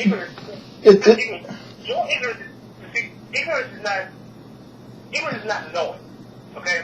Right. You don't know how. You don't know how. I know. You don't know. You said that you know there's not God. I never said that. See, okay, that's another fantastic creationist fallacy. You assume that I've said that there is no God. I have never ever said that. You just said that. I said there is no evidence for a God of any kind. You did say that. And then you came right back and said that he was a something kind of bastard. You cut him out. Okay. Right. The God of the Bible, the fictional character in your Bible, that character in your book is a piece of shit. Just like Harry Potter is a wizard. It's the same kind of analogy. It's a book, man. It's a book. You say Jesus say. There's no, outside of that book, the King James Version, there is no evidence for Jesus at all. I can't even say that. You just said my Jesus is a piece of what? I said, outside of your book, there is no evidence for Jesus. None. Anywhere. You said he was a piece of something. You what? Go ahead and formulate that sentence one more time for yourself so you can hear yourself say it. Outside of your book, there is no evidence for Jesus. That's not what you said. You said Jesus was a piece of what? I said the God of the Bible is a piece of shit. I said Harry Potter is a wizard. Okay. So, I'm learning this that you can't say it. I can say Jesus was a piece of shit too. If you think that by killing another man, okay, now, Tori, let me finish, man. Let me finish it. All you need to have is a conversation. The Lord will show you who He is. Okay. Okay, let me finish my conversation. If you think that no, he's not. He's love unless there's another tribe that doesn't agree with him. Then it's all about kill and murder and keep the virgins for yourself. That's what your book teaches. Okay? So if you really want to go with what the book really teaches, it teaches love. It teaches to get people to the point where they can love themselves and love others around them. If you really want to get to the point of it, see, people take what they want to take something. If you have an evil heart, then you will take evil from something that says evil. It's like the Muslims are taking something from that and it's blowing up people, but it's not true. But that's called cherry picking, brother. That's called cherry picking. You take the parts that you agree with out of your book, and you leave the rest of it alone. What about the part? What about the part that says take pleasure in bashing the babies against the rocks? What about that part? Do you do that? Do you take pleasure in bashing babies against the rocks? That's in your book too, but you don't adhere to that. If somebody works on a Sunday, should you put them to death?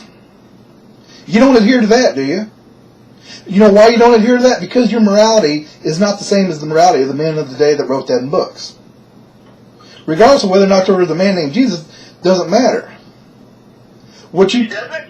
It doesn't matter. It does not matter. It doesn't matter that someone came to be none of those things. It doesn't matter that someone came to show them that that's not how you walk. It doesn't matter that someone came and gave his life and said, this is who I am. It don't matter. It don't matter that Jesus said, I didn't do those things. Jesus didn't say anything. A book written by men said he said those.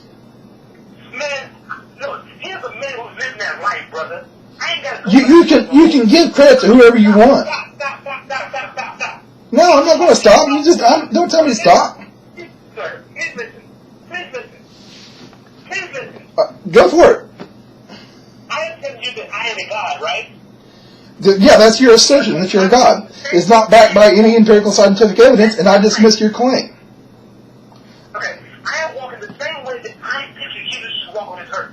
I am being kind to people. I am being loving to people. I am helping people with their food, getting groceries, anything I can do. And what is so bad about that? That is the only thing we're really called to do. Okay, do you think you can't... Be kind and loving to our people. Now, the things that happened in the past that other people wrote about, okay, cool, we got you, but you say something about my Lord. Everything, because I don't have to even have a conversation. So is there anything that you just said that you're doing that you can't do without religion? Name one thing that you're doing that I can't do without God. That's what you're so wrong here. I don't have religion. You have religion. I don't have religion. Okay, you're a Christian, you believe in Jesus, brother, I hate to tell you, you are religious. I have a relationship. I know who God is. You have a relationship with an imaginary friend, that's called delusion. Bro, I know who he is. You can claim to know who he is, but your assertion... Because I've been to the other side. I've been to the point of having nothing. I've been to the point of being blown up in an explosion. You said I said Jesus at the point of being blown up in an explosion, and I didn't die. I was blown up in an explosion. I didn't die. That's fantastic. What do you think's most likely? That Jesus stepped in and saved your life, or you just happened to be lucky and didn't die? It just happened to be a coincidence. I'll let you answer that question. I was within 2 feet of it. I was within 2 feet of the explosion that blew up in my face. I would let you be, and it blew up twice. And I had burns all over my face, body, head, hair coming up, and everything else. But guess what? One of the young men that worked for me at the time came and brought me some cream. Put this cream on my face, sir, and my skin came back in no time. Oh, that's fantastic. Was it a cream created by a scientist in a lab? Sir, ain't nothing can bring your skin back from the burning sensation overnight. Nothing can happen like that. So I don't even care about the scientists in the lab. You ain't got to talk about that. This is the work of Jesus. Well, there's actually... I have proof that I've been blown up. I got thousands of people who saw me being blown up, and people who saw not only me being blown up, but saw the skin come back in the day. Thousands of people saw you being blown up and the skin coming back. My restaurant is inside of the mall here in Atlanta, Georgia, called the Underground Mall. I had a restaurant there, and the actual blowing up, I was blown up inside of my restaurant. You know, eyewitness testimony is about the worst kind of testimony you can use. Huh? Eyewitness testimony is the worst testimony you can use. It's barely admissible in court, not to mention anywhere else. I'm not doing this for court. I'm doing this for anything I tell you. See, I don't. Right now, I'm not trying to prove to you that Yeah, I know. You're using the eyewitness testimony as a thing called. So the fact that you know that you won't ever believe in him because you can't. I want her to believe in him because there's no evidence for him. You know, there's no evidence for you. Bullshit! I'm sitting here talking to you. Once you, your daughter, and your family's gone, there'll be no evidence you ever existed. Well, there'll be memories. There'll be some bank drafts. There'll be all kinds of evidence that I existed. No, it won't. Well, in 1,000 years, what was the evidence that John ever lived? See? Well, if humans are still here and we haven't blown each other up by then yeah, there'll still be some evidence that if you follow the to begin with, you can follow with DNA alone. You can track my family all the way back to Europe. Okay, there's birth certificates, there's birth records. There's a CNN report right now that if you want to go there, there's a CNN report right now that's on the YouTube thing that's showing that they got all of Jesus' scribes and a whole bunch of stuff from his back in the day. If you want to go there, they got that already. They got the dirt on the sheet that they sent over. So if you want to go there, they'll be there. But in 1,000 years, there'll be nothing to say you ever lived, John. Well, okay. Well, that's okay though, because when I'm dead, I won't care. But what's important to me is what I do while I'm here, because I don't live for life after death. I live for life before death. That's a big difference between me and Theist. Is I don't want to live forever. Okay, you understand? I don't want to live forever. I don't want to have to pray to some omnipotent piece of shit for all of eternity. I don't want to spend 20 minutes with my fucking in-laws, much less the rest of the time. I take the knowledge and the experience of what we really have confirmed with reality, and I use that to come to the conclusion that when we born, we live, we die, end of story. Just like every other living thing that has ever been on this little planet in our solar system. To assume that there's something other than that out there is willful delusion. Just based on emotion. Why would most religions? That's another fallacy, brother. It's called argumentum ad populum. It's just because billions of people believe something doesn't make it true. I understand that, but I'm asking you the question. That's not the question I'm asking. I understand you're so gone, but it's not true. Every religion kind of recognizes a source of Jesus. Yeah, this is called Pascal's wager. What if there isn't a God? Some call him a prophet, some call him this, some call him that, but everybody recognizes that he kind of exists. The Hindus don't recognize Jesus. Muslims don't. Hindus don't have no idea who Jesus was. They didn't know anything about him until the world. They became part of the rest of the world. Muslims accept Jesus as a prophet, but not the Son of God. No, you're speaking that because you have to answer something. You're going too fast and not saying nothing. Okay, so if that's true, then they're Hindus. They believe in the sun. Am I correct? Well, the Hindus got 13 different gods. Okay, the sun is one of them, right? Well, actually, no, the sun's not one of them. So everyone believes in the sun. Everyone believes in a sun. It is the Son of God, Son of Man, Son of the sky. Well, see, now you're going back to Zeitgeist. And, according to Zeitgeist, okay, Jesus' birthday was supposedly on December 25th. December 25th is... Now, let me finish, okay? This is why Christians adopted this date. Even though most people that assert that there was actually even a man named Jesus, they know his birthday wasn't December 25th. But the reason they used the birth date of December 25th is because that's the winter solstice. That's when the sun in the northern hemisphere is on its lowest point on the horizon. And it stays at that lowest point on the horizon for 3 days. And then it starts moving back up. That's where the original... That's where they said it came from. That's according to Zeitgeist. When you're debating an atheist like myself, don't refer to that. That's a really bad idea. I'm just saying, like, all thing they do is try to make the same thing over and over again. Yeah. Let's look back to that same thing you just said, right? Let's take Easter. Most people don't even know that is all it is one bullshit and bullshit. Easter is not real. Ishkar. But like people don't know the truth. So you talk about people who are Christians, they celebrate Easter and put their kids in Easter bunny shit. That's demonic. Well, 95% of Christians have no idea, about, in Genesis alone, there's over 200 different scientific contradictions. They don't understand this. People who actually study the Bible and the validity of the claims made of the Bible, we understand more about the Bible than the Christians do. Now, there are some philosophers and some theologians out there that understand a whole lot more. I think the problem comes in with people want to take the Bible word for word and read it as if it is a book. And what I have to learn... Well, why wouldn't they want to read it like a book? Because it is a book. I was never saying something. I do apologize. But what people try to do, they try to read it like straightforward like a book, and it just don't work that way. That's what I had to figure out. The Bible is decoded. You don't realize you must be in the Holy Spirit to really get the fullness of the Bible. The Bible is decoded. The Bible is one. You call it a magistrate. I'm glad you said magistrate. That's what the Bible is. For those idiots who are going to try to prove it wrong, they can be able to prove it wrong every single time. But for those who are in Christ Jesus and who know He has that thing decoded, and you can see things in there that you couldn't see. That's why He said they have eyes and can't see, ears and can't hear, because that word is decoded for people just like you, so you can say all the things you want to say to yourself further and further down. Well, okay, yeah, I understand what your assertion is, and I understand what your point of view is about the Bible. But, just for shits and giggles, let's try this little thought experiment, shall we?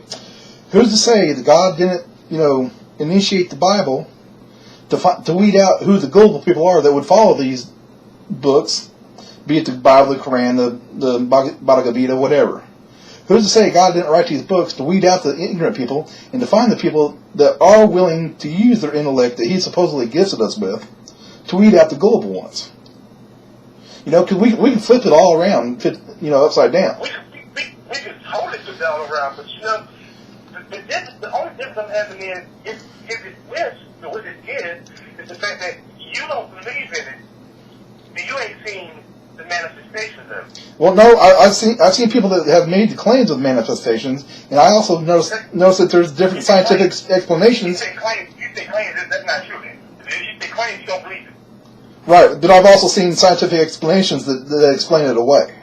But the people won't adhere to the scientific explanations when it's staring them blatantly right in the face. Like there's the Catholic lady who was left the hospital right after one of her friends died. She walked out underneath the tree, and she felt the water coming out of the tree. She swore to God that was Jesus' tears.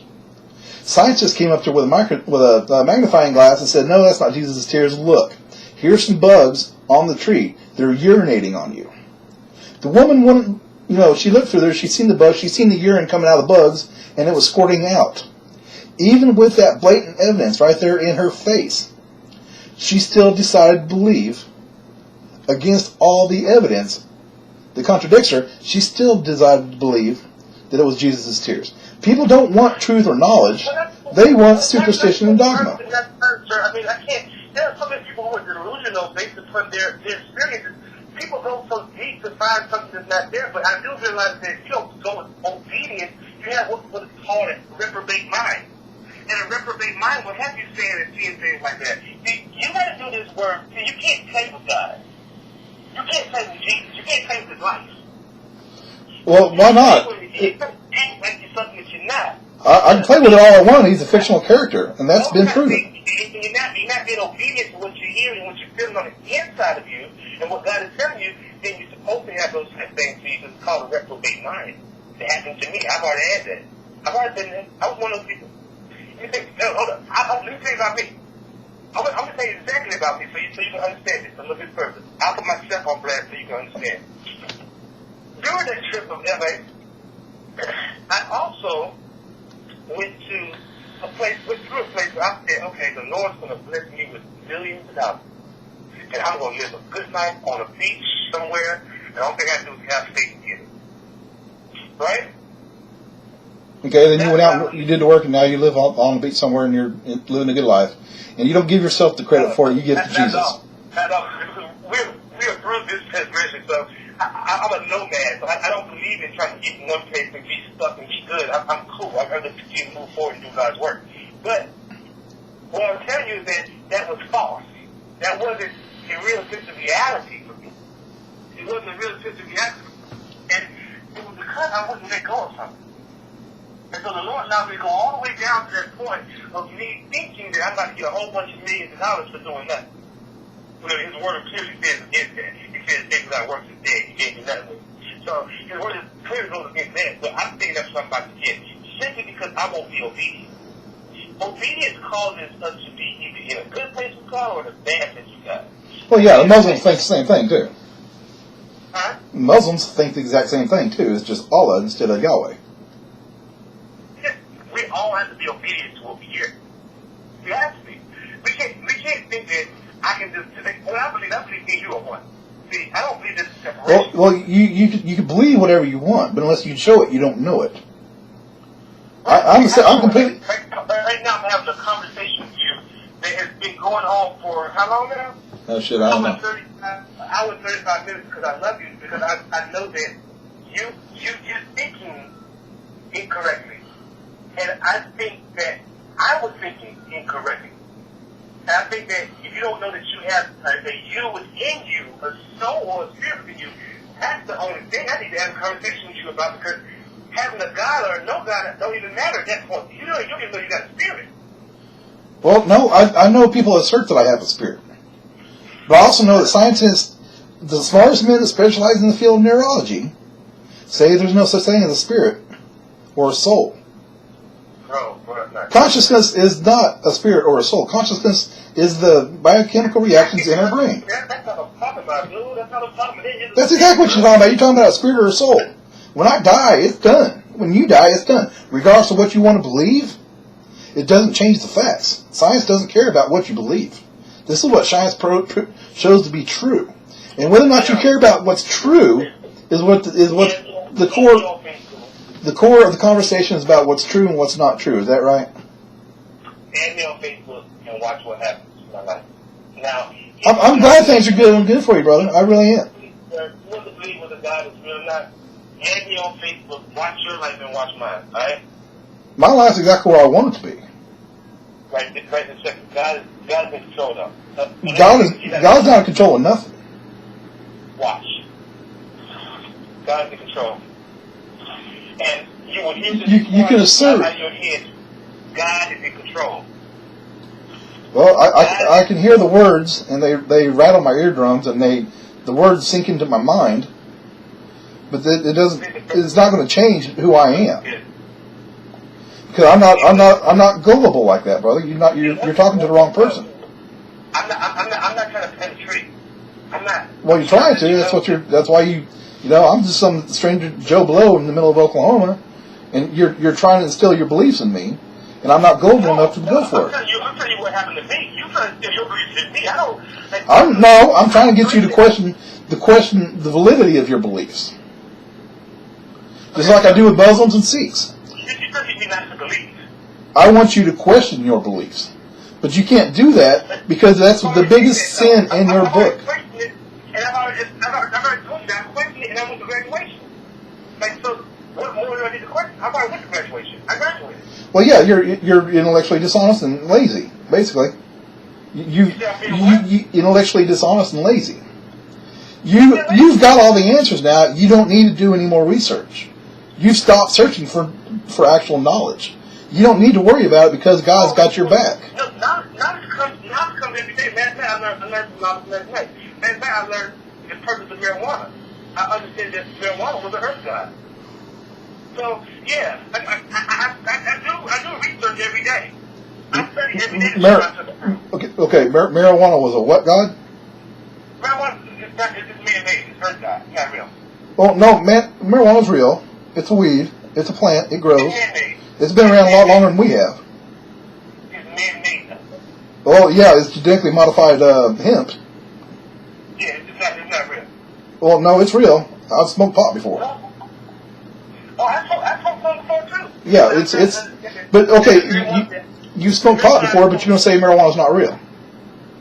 Now come on, now that don't make no damn sense, man. Marijuana I smoked 35 of different marijuanas. Do what? Marijuana I smoked 25, and marijuana I smoked 35 of different marijuanas. Well, yeah, but they've just been, cultured and cultivated to become more potent. But it's still marijuana. It's still pot. It's a cannabis plant from the hemp family. Good stuff for your body. It's not. Well, it makes me stupid. Last time I smoked a joint, brother, I was stupid for a week, and I did not dig it. I haven't smoked pot since. This stuff ain't right, brother. This stuff ain't right. But he's an earth god, so I just started going a little deeper, bro. I tell you, I know he's real, but I know he's real because I've tried it. I know he's real because I went all the way. I didn't stop. Well, you can claim that he's real, but you can't know it because you can't show it. What I want you to do is I want you to stop trying to take it out of me. I'm not trying to take nothing out of you. Now, I know he's real for me. I don't try to take the fact that he's not real for you and put it to you. Don't you try to take him away from me. I know he's real. And if I say I know he's real, don't try to say you can claim it. I don't want to hear that shit, man. That's a claim to knowledge that you can't back up.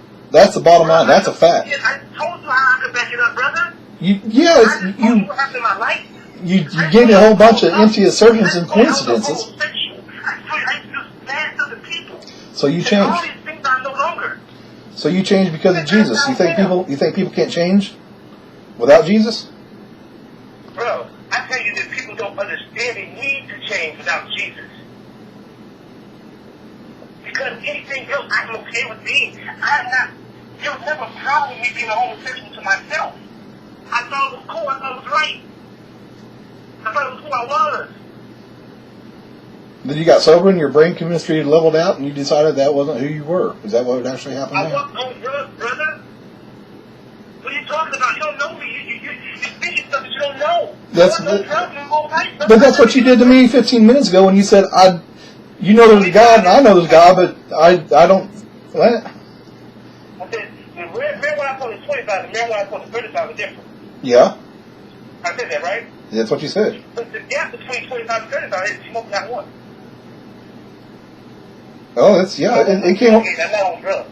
Pots came a long ways. There's no doubt about that. Pardon? I said pot has came a long ways. There's no doubt about that. In a way, what I'm telling you, brother, that I know him to be real for me. It's nothing that no one's told me. I had to go to a point of myself, not science books, not something I read. I had to do the work and not be lazy. So she just called me, I believe. I had to not be lazy. But now that I had to come all the way deep down inside of me. And I had to do some soul searching. I had to do some changing. I had to say, you know what? When you do this, that's not right. When you talk to this person right here, that's not right. Oh, how you charge this customer $10 more, you charge that customer? That's stealing. I had to go down to the very core of everything that I am and check my morals, my values, and everything about me and realize I wasn't a good person. And I guarantee you, if you go deep in yourself, you'll find some things you don't do that's not right. And some things you want to change because you know it's not right by other people. You put yourself in the shoes of everyone else that you encounter, you wouldn't be telling me to believe my God. Because if it works for me to make me a better person, you'll say, hey, if it makes me a better person, a greater person, continue to do that. Because you care about humanity. You don't care about humanity, you care about destroying God. I don't care about destroying God because I don't believe in God. I care about people seeking truth for what it actually is. I do believe in God. So which one is it? You're a double-minded man. You just said, I don't believe in God, and there's not a God. Not that there is God. Come on, bro. Okay, let me clarify this for you a little bit. I don't believe there is a God. Okay? If there is a God, I'm not making the claim. Now let me finish. I'm not making the claim. Let me finish, man. Start over for me, please. I'm sorry. Okay. I'll start over for you. There might be some kind of a God. A theistic type of a God. Not a theistic, but a deistic type of a God. Okay? Whether or not there's a God, I don't know. But whether or not the Abrahamic religions, the God of the Bible, the Torah, the Quran, and the King James Version, I can disprove that within the first book of the Bible, of Genesis. That is completely disproven. Okay? If Genesis never happened, which we know scientifically for a fact that it did not. Okay? The planet is not 6,000 to 10,000 years old. It is 4.54 billion years old. It is through accretion of the dust in the solar system that started when our sun came into being. Okay? Now, this is scientific evidence that's been supported and peer-reviewed over and over and over again by hundreds of thousands of men that specialize in their field of study. There never was a place called the Garden of Eden. If there was no Garden of Eden, there was never no Adam and Eve. If there was no Adam and Eve, there was never no original sin. If there's never no original sin, there's no need for the vicarious redemption, and everything else that has anything to do with Jesus just falls apart. Now, you can give yourself, or you can give the credit to whoever you want for the way your life is going now. But the bottom line, it all boils down to, from my point of view, is you're doing great things for yourself and for a lot of people around you, but you're not taking the credit that's due to you. You're giving the credit to someone that I believe is your imaginary friend. Because there's no evidence to support the hypothesis that the God of any flavor exists, much less the God of the Bible. Why do you need evidence for good? Do what? Why do you need evidence to prove good? Because there's no other way to prove anything. But why do you need evidence to prove good and good and good? Well, okay, you understand morals, right? You know what morals are. I have morals and I have values. Okay, do you believe in subjective morals or objective morals? I believe in morally. I'm being moral correct the way that I believe it. The way that I want to be treated, I'm going to treat the next person. The way that they want to be treated, I'm going to treat them. Okay, yeah, that's called the golden rule, brother. That's been around long before the Bible ever came into existence. That's called the golden rule. That's from Buddhism and Hinduism. Let's take away the book. Let's take away the books, bro. Let's take away the book. Well, that's what it all boils down to. That's what it stems from. 10,000 years ago, when there were no religions, other than Amun-Ra, he decided that, hey, if I convince all these people that are under me, that if they help me build these pyramids, they'll get eternal life. They realized then that, if you worship me as God, I'll give you eternal life.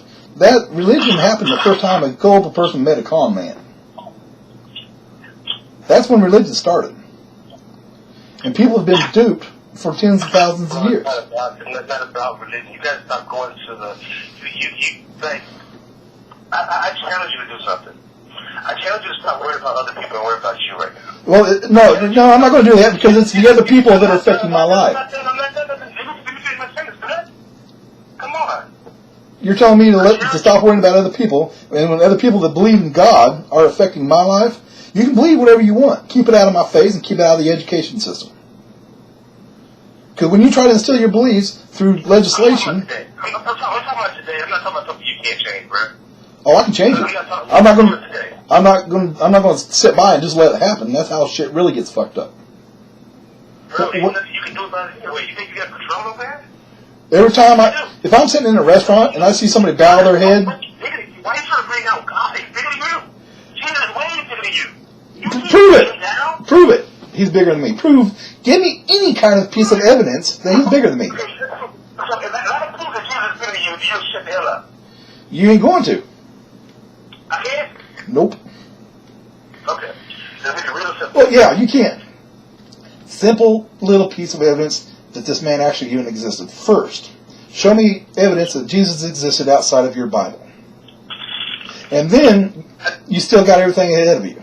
Then you have to prove that he was born of a virgin, not just some little slut Jewish girl that got caught up and got fucked and lied to everybody and said that she was a virgin. And then you have to prove that he was actually crucified, which there's no evidence for that either. And then you have to prove that he was resurrected 3 days after he was killed. So you can prove that a man Jesus existed. I'm not going to prove he's bigger than you. You can't prove... That's what I said. I ain't got to go to people. I can prove he's bigger than you. Okay, prove he's bigger than me. I'm a pretty big guy, man. My first time meeting you was today and I didn't know his name. That's proving he's bigger than you. Oh, okay, say it. Everyone else knows his name. Proving he's bigger than you. So you don't matter to him today, okay? You can't change nothing. You can't stop nothing. God is in control and Jesus is in control. So what's going to happen is, here's what's going to happen. Now, if you want to believe that God is real, here's how it tells. Every knee shall bow, every tongue shall confess, what the Bible says. So even if we don't choose to believe that, I guarantee you that your life is not 100% where it needs to be. I guarantee you. Because if you want to fight God, you must go out. Somebody died? What happened? What took you away from the faith? That's what I want to know. What made you go so far away from this faith? Who died in your family? Who was not there for you? Who did So I want to know.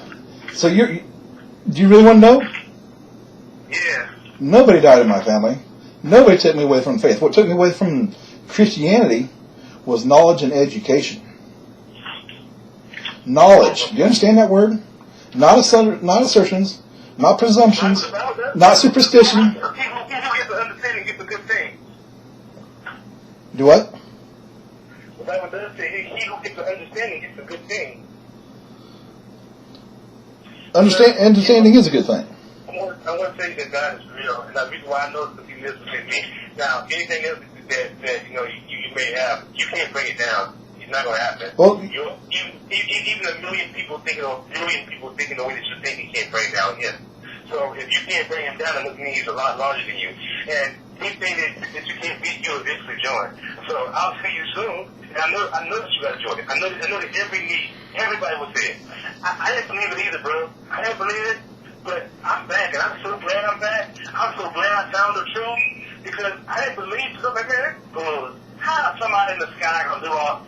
Man, He's so real because He's not in the sky. He's right here within us. And until you know who you are, you'll never know who God is, because you can't know. You can't know unless you go deep within. You can't. You can pray to Jesus and you'll accept the results of the prayer. But the thing is, you can pray to Jesus and then for whatever it is you pray for, and then you'll get the result. You say, "My God, that's Jesus. I have no doubt about it in my mind." Well, the thing is you'll get the exact same results if you pray to Zeus, or if you pray to Krishna, or if you pray to Amun Ra. It's not going to matter. You're going to spend the time praying. Praying is the best way to do something without actually having to do something. Prayer is only a way to strengthen your belief in your own delusion. That's scientific evidence that supports that assertion that I just made.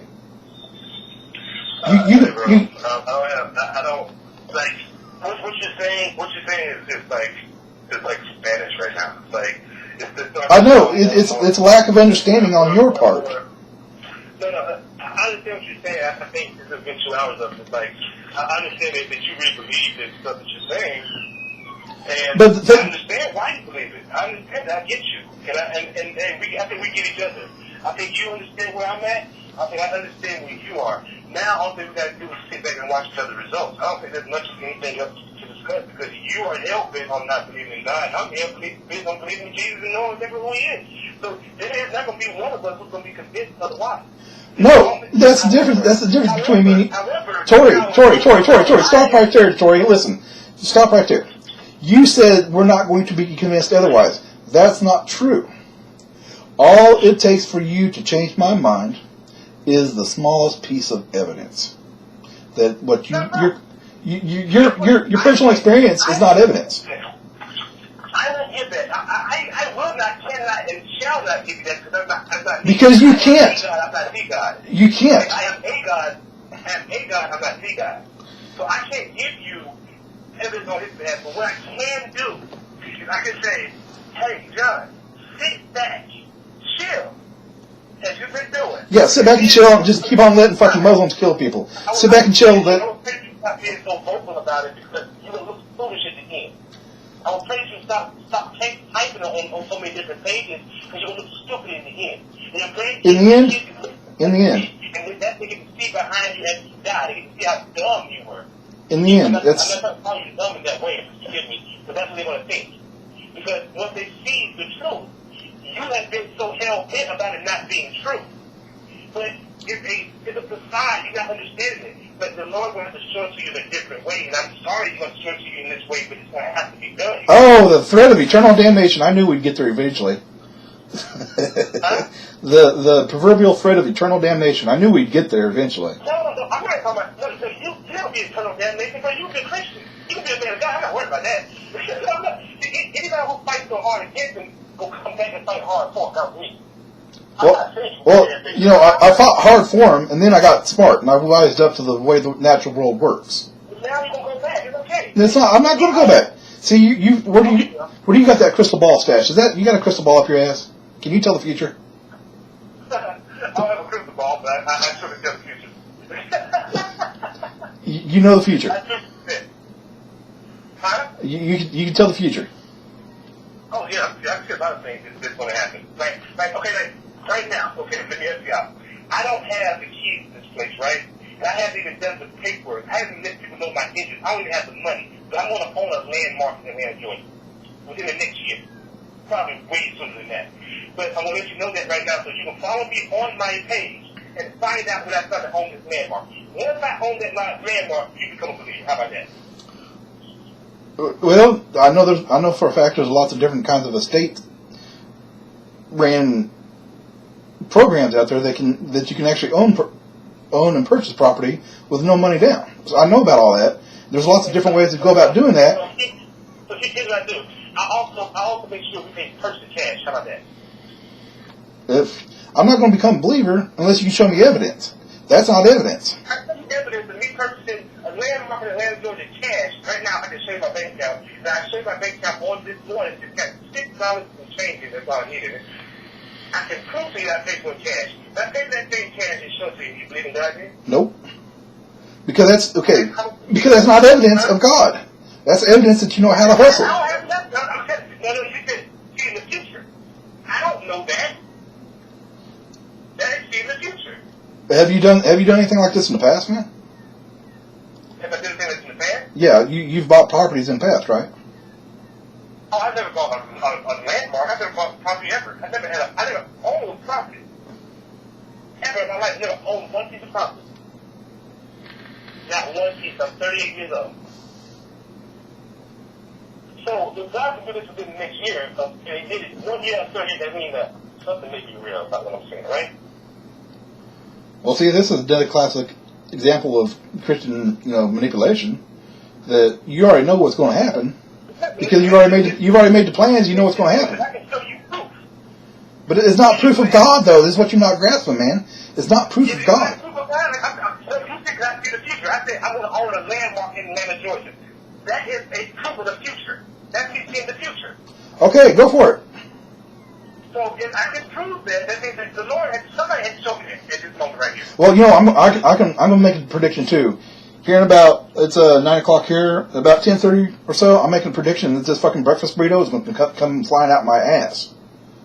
There, I made a prediction because I know how McDonald's happens, and I know how I've had experience with McDonald's burritos before. But I've never owned a national landmark. You're going to own a national landmark. I am going to purchase a national landmark and turn it around. A national landmark. What is this national landmark? I believe it's going to be the underground land. Oh, the underground shopping mall in Atlanta. The whole underground area, that's the national landmark. It's historic. Well, I wish you the best of luck, man. That sounds like a cool business venture. So if I can get that, and now you have no money right now. If I can get that, would you believe that? Well, I believe what? That you're capable of getting that? Sure. No. I've seen it before it happened, and that's something that God put on inside of me right now. Okay, you set a goal, and you're going to work really hard to attain that goal. That's fantastic. That's what I'll believe. But you won't believe God had to do with it. That you're damn right. And I'm sitting here right now, never having a conversation with anybody in the city about purchasing this thing, and knowing that they just sold it, I'm still saying I'm going to buy it. Okay. They just sold it, John. They haven't been closed on yet. Okay. And I'm telling you, I'm going to go get it. Then won't you believe it? I'll believe you asserted yourself, and you managed to get yourself in there to a position where you could purchase this property. But going from that point there to leap into there's proof for God, no, ain't going to happen. So you wouldn't believe it. So if I got it, and it turned into a place of God, and people start giving their lives to Christ, would you believe it then?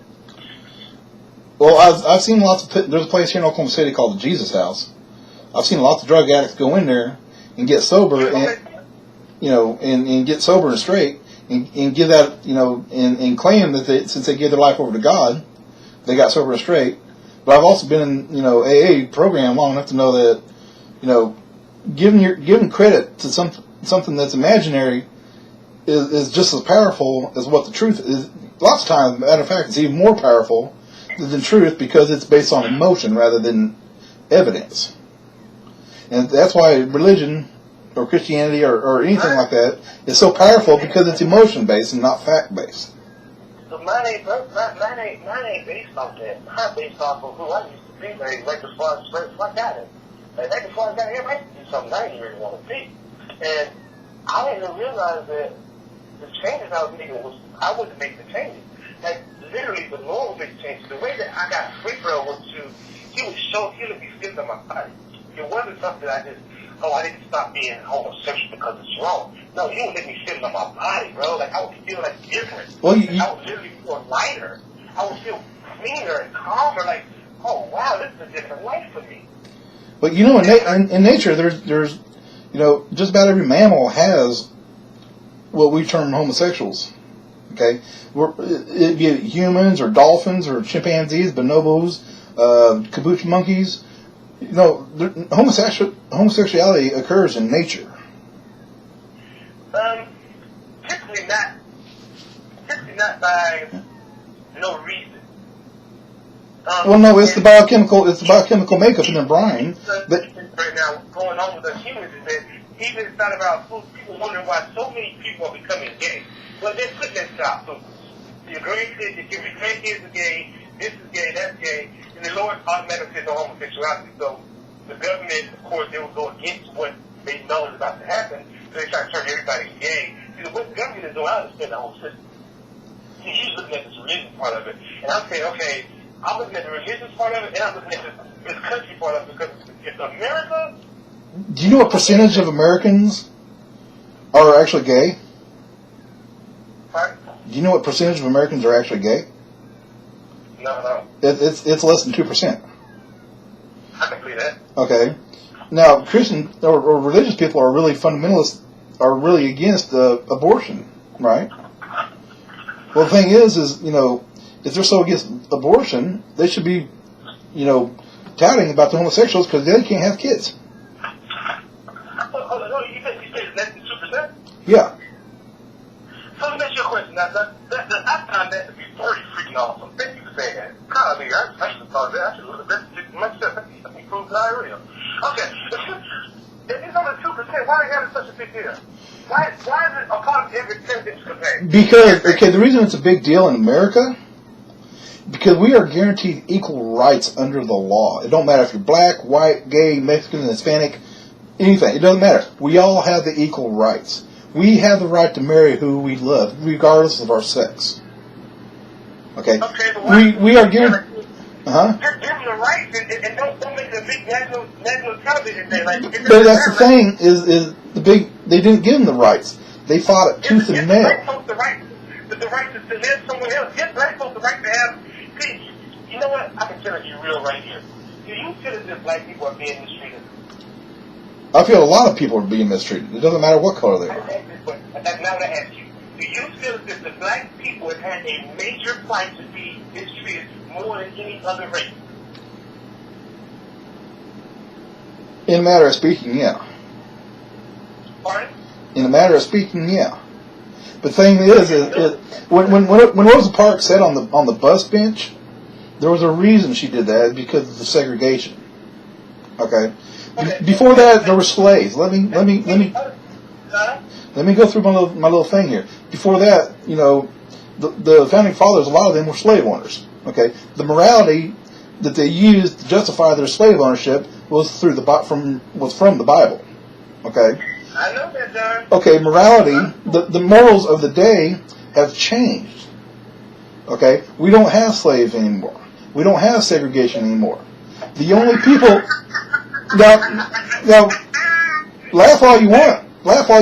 The only people that are segregating are the blacks. If I walk down the street and start yelling, nigger this, nigger that, I'm going to get my ass jumped. But it's okay for a black person to start yelling peckerwood and honky like a motherfucker at me. And if I say anything to refute that, then I'm the one that's being racist. It's a double standard. There's no such thing as reverse racism. Racism is racism. It don't matter which direction it goes. John, Okay, and there's a sense of entitlement now. Black folks have been mistreated and beaten and slaves. Not only then, but currently. Now it's mental slavery. Our people have been disrespected and treated like crap by the government for years and countries and centuries. We know this. Minorities have been treated like crap by this country for years. See, our problem is the black folks don't know who we are. See, whenever Jesus... See, that's the victim mentality, man. Rise up. When they say he came and he hid in Egypt, a white man couldn't hide in Egypt. A white man... Over there. A white man couldn't what in Egypt? He couldn't hide in Egypt. Well, hell no. We've got a bunch of brown motherfuckers running around, and one white man going to stick out like a fucking zit on the end of my dick. Yeah, it's... So if that's the case, then let me know that he was black, and he was able to hide in it. So to understand his skin tone was black, and there's so few of us that were black, and we over here as slaves, as black people, and the Bible speaks of his people being enslaved for 400 years, and we're over here in slavery, different types of slavery, mental slavery, body slavery, welfare slavery, all this bullshit. Right? Right, yeah. And our government is sitting there doing this to these people. So it's not fair. Everyone knows it's not fair between blacks and whites, or Hispanics and blacks. Anybody. We are the minority. No one fucks with black folks. Because we're lazy and we don't do this, we don't do that. But the whole reality of this is that they know who we are. And they whole game is themselves around us. See, I understand the game so deeper than what it is. And I understand why the white man don't want the game to work. See, I'm not a racist person. But I do understand who the racist people are. I do understand the people who want to stop the progression of God's army. See, if you go back and you just start to look at history. The aggression of God's army, and you're asserting that God's army is the black man. No, I'm not certain that. I'm certain that the people who were taken to slavery were God's people. All of us are God's people, but He has chosen people in the Bible. Am I correct? The Israelites. They're chosen people, right? Right, the Israelites, yeah. Go ahead. Yeah, where do you think the Israelites are now? The Jewish. Huh? The Jewish people. Or the Israelites. Sure. Jewish. The Jewish people, not Jewish, the Jews. Jews, yeah. Jewish, Jew, yeah. Anything that's an ish is not directly from the original source, am I correct? Yeah, I guess. Anything that has an ISH on it is not original. No, Jews. Okay, being a Jew and being Jewish are not synonymous. They can be together. Being a Jew is a claim to that lineage. Being Jewish. How does one become a part of it? Well, you got to be born into it. Oh, so those who are being born into it, if they were God's chosen people, you think they'd be treated differently today? I think they're the ones doing a lot of the horrible treating, actually. You think what? I think they're the ones doing a lot of the horrible treating. So you don't think... Who do you think runs this government, man? Who do you think fucking runs the fucking media? It's fucking Israel, man. It's a fucking Jews. You say Israel? Yeah. So what about Rome? Rome is Italian. What about the Catholic Church? Catholicism, that's Italian. Pardon? The Vatican isn't Jewish. That's Catholicism. The base is Italian. Okay, so if you're saying that the Jews are causing all this problem, and I'm telling you that the Roman Church is doing this right here, the Catholic Church is doing all this right here. They're both pretty fucked up, if you want to know the truth, yeah. But if you want to go simply and go deeper into it, like look at the skulls and stuff inside their sanctuaries, that don't say anything about... I don't care what's in the sanctuaries. What I'm talking about is what the Jews are doing to manipulate the government, the American government, into manipulating the masses in fear mongering. Okay, FDR. Frankly, don't. Now let me finish my point, man. So you're blaming the wrong people. Hold on. How do you know I blame the wrong people? I haven't even told you why I blame them yet. And let me see if you. You can't blame the Jews because the Jews don't have any control over mass media right now. The Jews own mass media. What are you talking about? No. Okay, let's go to the Roman Church, right? All right. So, everything out of there that's been going on is coming out of there. Well, the only thing the Catholic Church has to answer for right now is child molestation and covering up for fucking pedophile priests. Okay, they don't have any control over anything. That's the Jewish people that you're talking about. Okay, so the priest of the Catholic Church rape children, rape little boys, right? Yep. And that's God. And that's what? And that's supposed to be of God. Well, it's practice. This is what they practice now.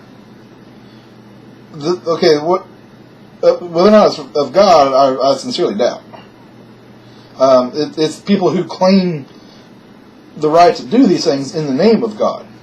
Just like Christians are claiming the right to go on mission trips to Uganda and Rwanda and places like that and tell people that AIDS is bad, but using a condom is even worse. Christians are also telling, their constituents over in Southern Africa, Congo and some other southern countries. You gotta let me finish, man. Because I live right now, where I'm standing at this moment, this young lady who I'm standing with is actually a missionary, went to Uganda. Actually, for a matter of fact, the first one you said. And I know she didn't say that. I know she wouldn't dare say that. Okay, you ask her, is it okay for somebody to use rubbers to stem the spread of AIDS? You ask her that question point blank. And you check out, is it okay for somebody to use a rubber to stop the spread of AIDS? Yes. I don't have to answer that. I can answer that. No, you ask her that and get her answer. If she's a Catholic, I guarantee you, if she's a Catholic, she's going to say no, it's not okay. But it doesn't matter because these people are instilling this belief system in all these people. Okay, that you never suffer a witch to live. These children are being born and being put to death because their parents they think their children are witches. This is what superstition and dogma does to humanity. How can you help? I want to know, since you believe all this right here, what can you do, John, in this universe to help? I can call people out on their bullshit on fucking Jesus Daily website. I can call people out on their bullshit when they... So what you can do is you can destroy another entity that's trying to make people better. I can do my best to destroy the ignorance and superstition and dogma that has ruined humankind for the last 5,000 years. And tell people that these... So you think that telling people, no, it's not good to just go out and have sex wildly. Cling to one woman and to one man you claim to have a family. You think that that's just totally bad. If somebody chooses to do that, that's their choice. I'm saying don't take away that choice. Okay? Sure. Based on superstitious nonsense. No, John, because right now if someone came and gave your daughter a disease, how would you feel? It would be pretty fucked up. Huh? I would be pretty pissed off. And you got a special needs grandson that needs healing. No. I don't have a special needs grandson.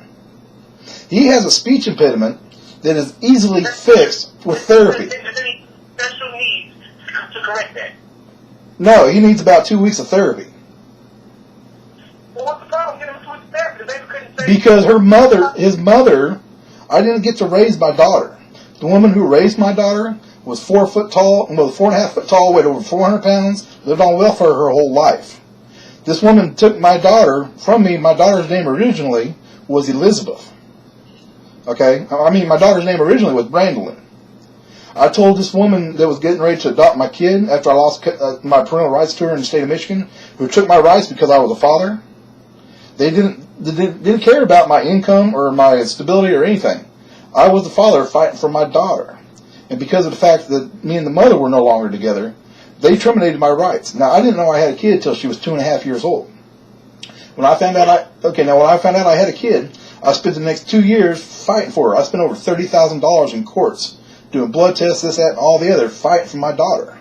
After it's all said and done, like I said, I didn't know I had a kid till she was 2.5.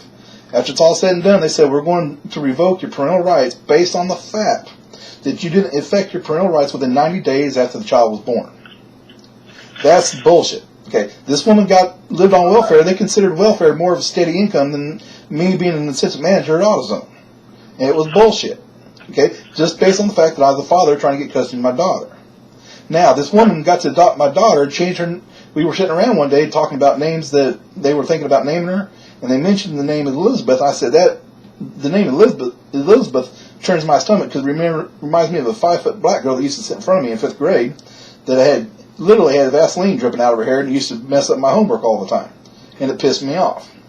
Well, after this woman got to adopt my kid, she changed her name to Elizabeth. Now, my daughter had the exact same speech impediment that I had when I was a kid, but she grew up with it and never got the therapy that she needed, so she still has it. Now, my grandsons are being raised. They don't want to stop and listen to somebody who has experience in this matter, and they don't want to fucking take my grandson down and get him tested to see whether or not he needs therapy, speech therapy. It's really easy to fix. All you have to do is stop and swallow every once in a while, and it's done. And it takes practice. I'm so glad now I can tell I'm done with it.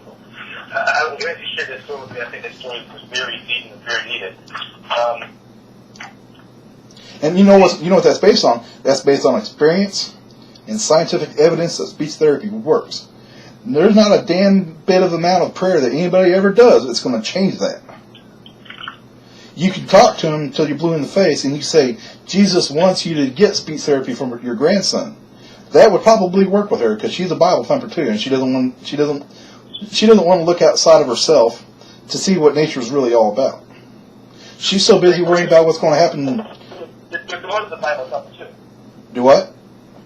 Your daughter's a Bible thumper? She was raised in it. She was never given the choice.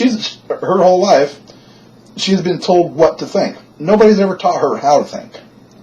There's no skepticism or critical thinking skills at all there. Daughter back? Do what? Did you ever get your daughter back? No, I never did get mine. From the time she was 7 to the time she was 22, we had no contact. They terminated my parental rights to my daughter because I didn't perfect my parental rights within 90 days after the child was born. I didn't know I had a kid till she was 2.5.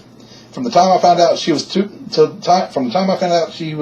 I had a kid till the time they terminated my parental rights, I fought for her every fucking day I had a chance to. I made over 15 trips to Pontiac, Michigan. I paid for 3 different lawyers, all kinds of crap.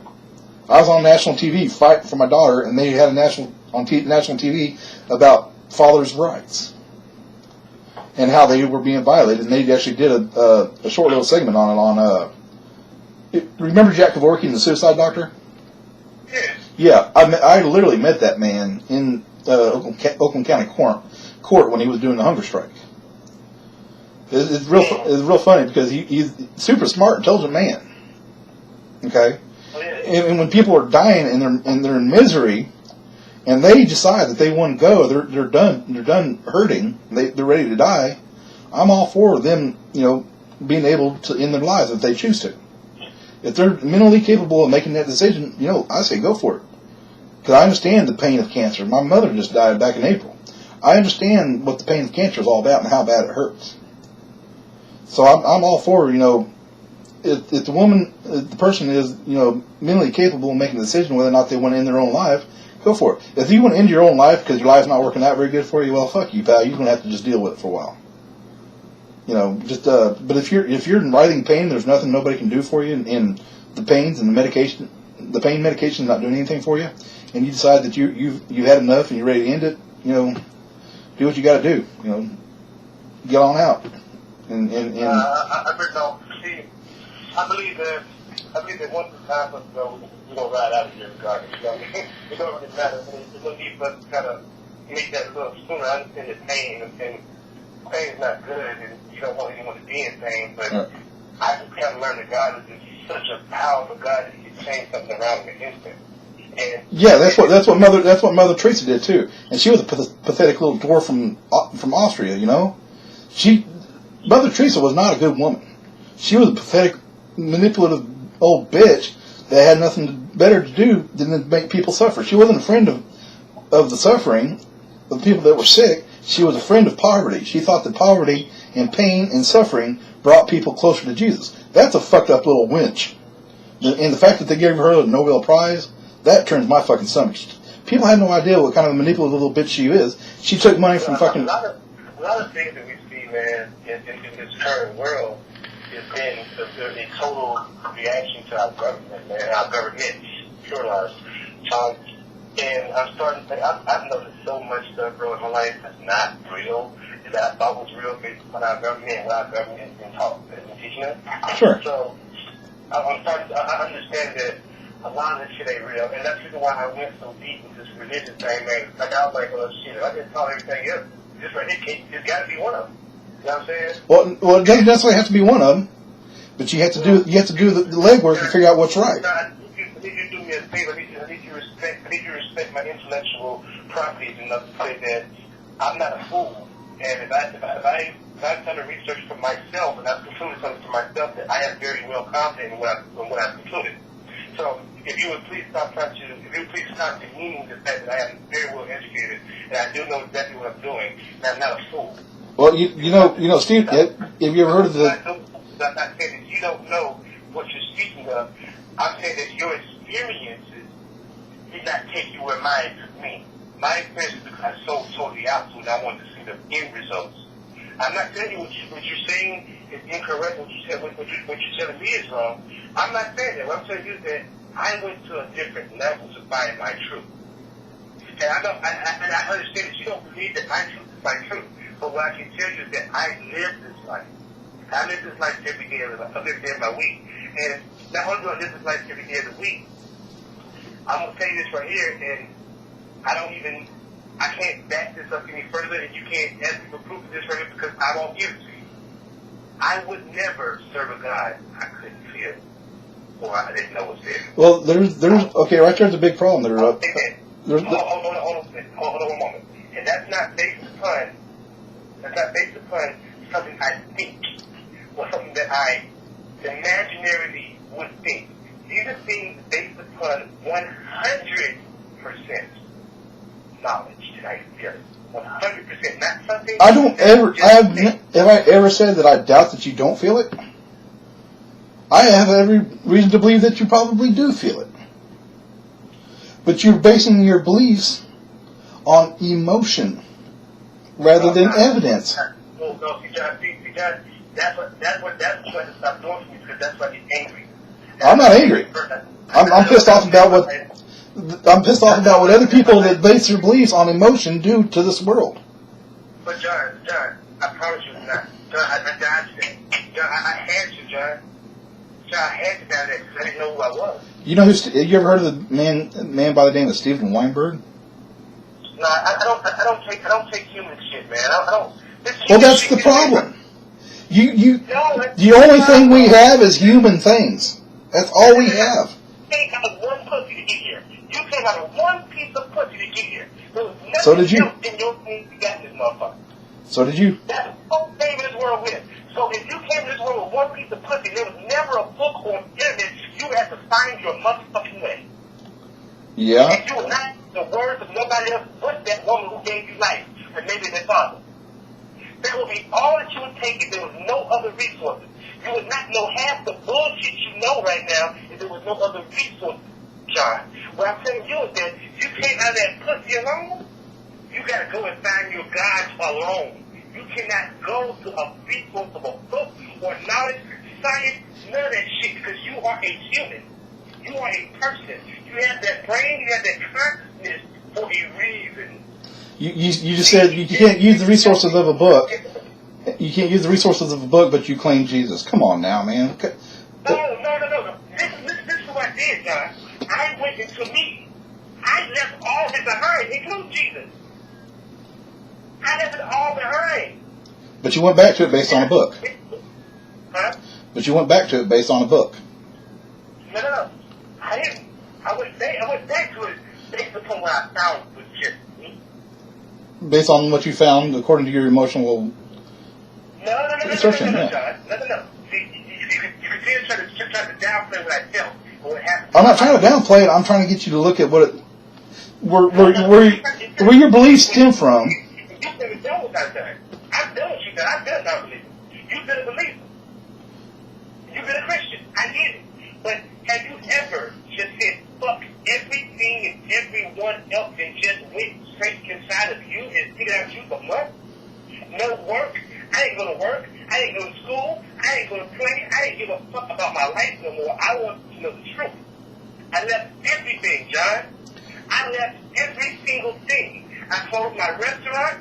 I closed my business, all of my accounts. I gave away my car. I gave away my clothes. I gave away everything inside my house. I got to figure this shit out. I don't think one of us don't know. I got no 100% true positives. I don't want no books. I don't want nothing man-made. I don't want shit. I want me and I want God. And I got naked in front of a mirror. You want me and you want me and you want God.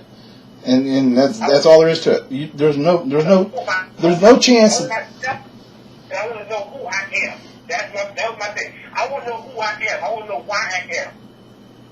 I have to know this. The why. I just might stop knowing anything. I got to know me. The why you are who you are is because your parents had sex and you came out, man. Okay, but there's something so much deeper than that. That's just well, no, there's not anything deeper than that. Oh, it's way deeper than that. No. The only thing that's deeper than that is what you do while you're here. You meant to live a life, get on this earth, and die. That's all you have to do. Live 40, 50, 60, 78 years, and die. That's it. And never know that thing about hell, no, that's not my life. Well, that's too bad. That's all. That's the facts of what all it is. Whether or not you choose to accept it doesn't matter. That's your life. No, that's everybody's life, brother. It don't. No, it's not. There are some extraordinary people who come out. No. People who become greater based upon their need to become greater. Yeah, and when they die, it's done. I don't know who Martin Luther King's waitress was because she didn't have much of a life. I know who Martin Luther King was because of the way he lived his life. Okay? And until I die, I'm going to remember this conversation. And so now I know who you are. If you die before I do, you're still going to live on, but it's only going to be within my memories. Nowhere else. That's a scientific fact. I don't want to believe it because it sucks, but it is a fact, so I have to accept it. Because that's based on knowledge and acceptance of the truth. Huh? We all know who Martin Luther King is. We know what's right. Now, I don't choose to truly believe that Martin Luther King's death was for the black people. I don't choose to believe that his death was 100% positive for the black people. His death was because of his death. He died because of some piece of shit white motherfucker who can't stand his fucking message. That's the only reason he died.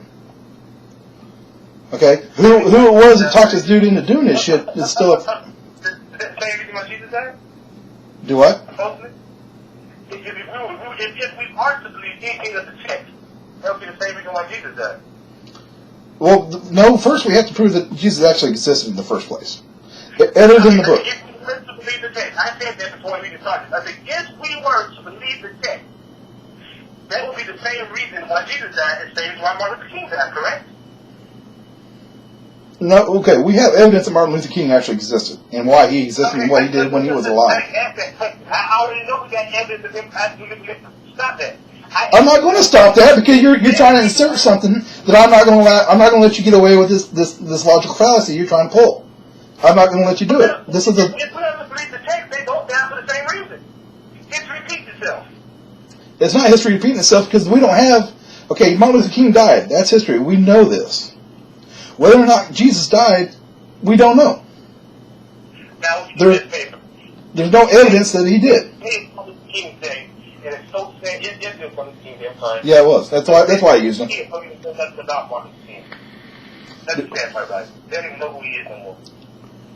They don't know. I know, man. That is sad. So, the fact that you know who he is, because you have a little age on you, I know who he is. Well, I know people older than me that don't know who he is, so it's not about age. So they don't know who he is, it's not 400 more years. Who was Martin Luther King be to those people? He's probably not going to be anybody. He probably wouldn't be remembered. If the religious conservatives get their way, he's going to be wiped out of the fucking history books. But that's already happened. So I know it's happening. Don't you see a problem with that?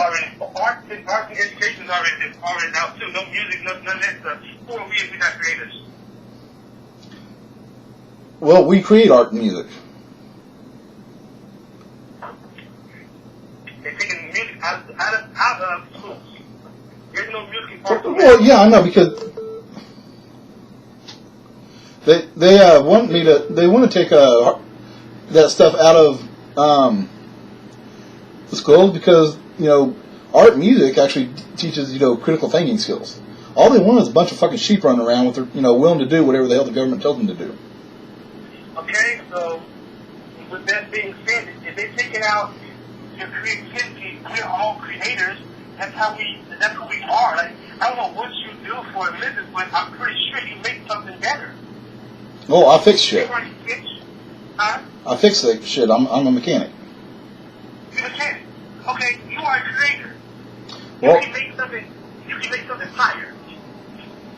Yeah, I can take something that used to fire, and then it stopped firing, and I can fix it, and make it fire again.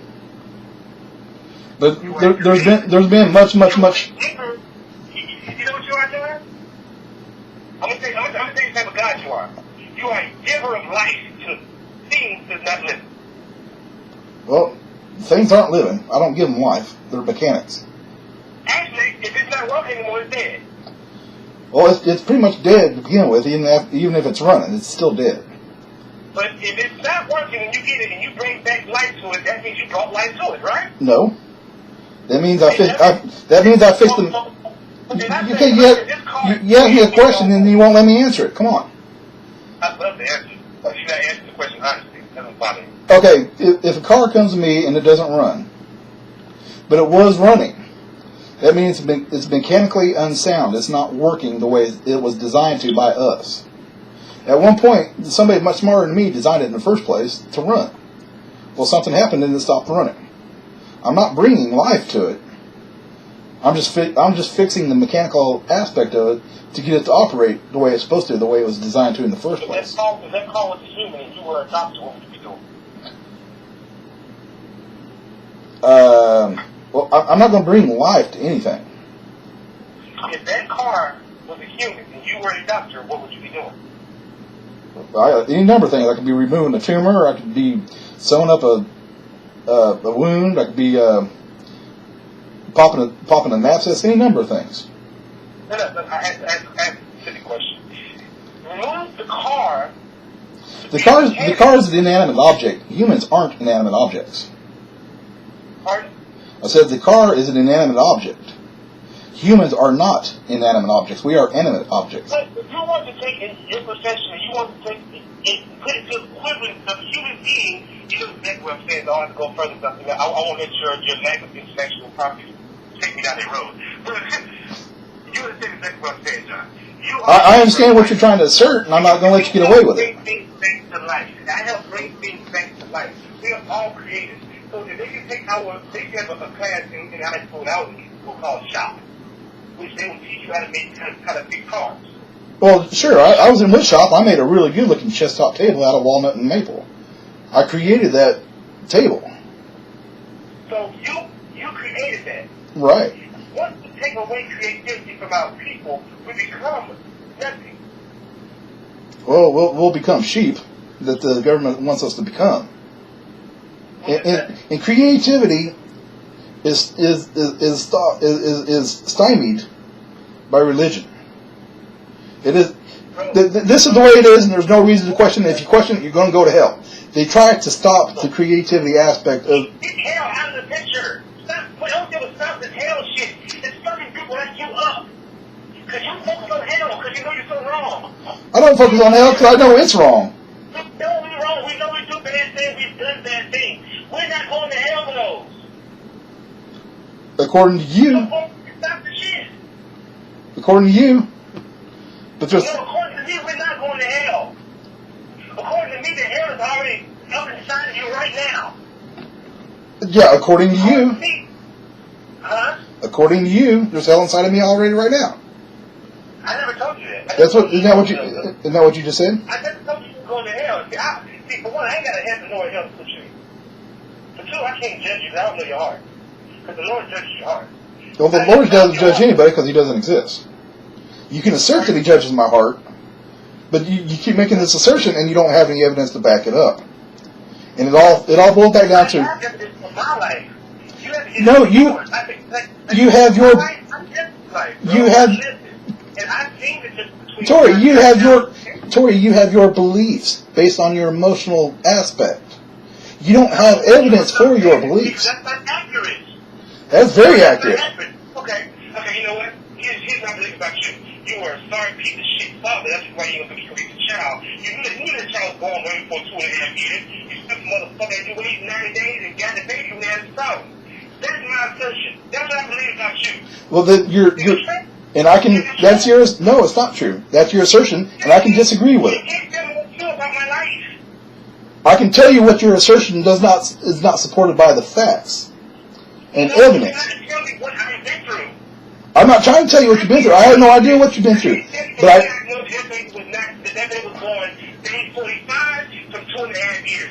You could have known day 1 that baby was born. I didn't know the woman was pregnant. The fact that you are telling me that you didn't know until 2.5 years later, I have no choice but to believe the fact that you didn't know until 2.5 years later, John.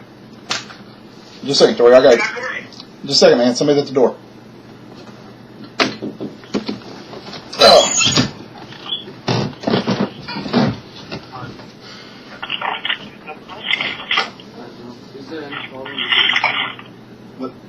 Not with my internet. Maybe with theirs.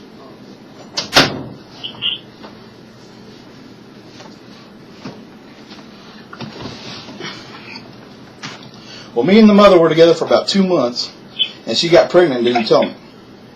There was nothing I could do about it. We just broke up. I thought it was just like a girlfriend-boyfriend spat, and we broke up. No, what I'm saying, I understand what you're saying. I'm not discrediting you, bro. That's not what I'm doing. What I'm telling you is that... Well, I'm not attacking you. You're taking it personally, and I'm not attacking you personally. I think you're a pretty cool dude, actually. If I thought you was some piece of shit... I can choose to believe it if I want to believe. Right. You have every right in the world to do that, and I'll never stop you from... I'll never try to stop you from doing that. What I will do... Tori, let me finish, man. You gotta let me finish. God. You've got to... You wouldn't lie to me about your daughter. I'm not lying about... Why do you think I'm lying about my daughter? That's my point. Thank you, John. Thank you, John. Just before you a second. I know that you're lying about your daughter. I know that you're telling the truth because I believe that you are a morally correct guy. You believe the right thing. You would do the right thing by your child. Okay, I'll be just a second. I believe it, right? So what you just told me, I trust and believe that you told me the truth. All I'm asking you to do is the same thing I did to you in the same courtesy to me.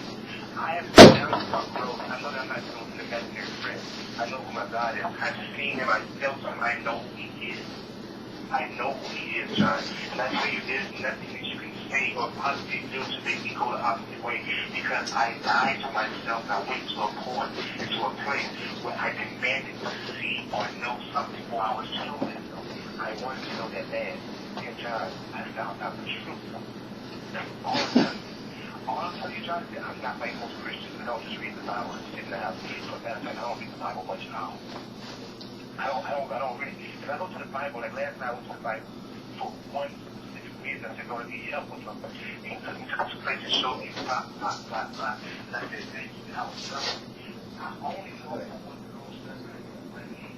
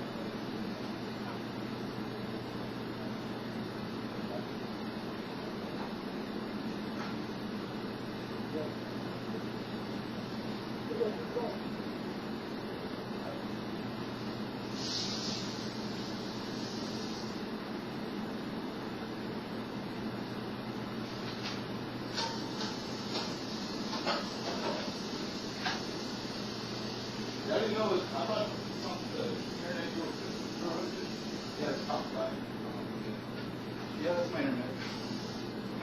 Been hit? Huh? They don't know. It's in and out all the time.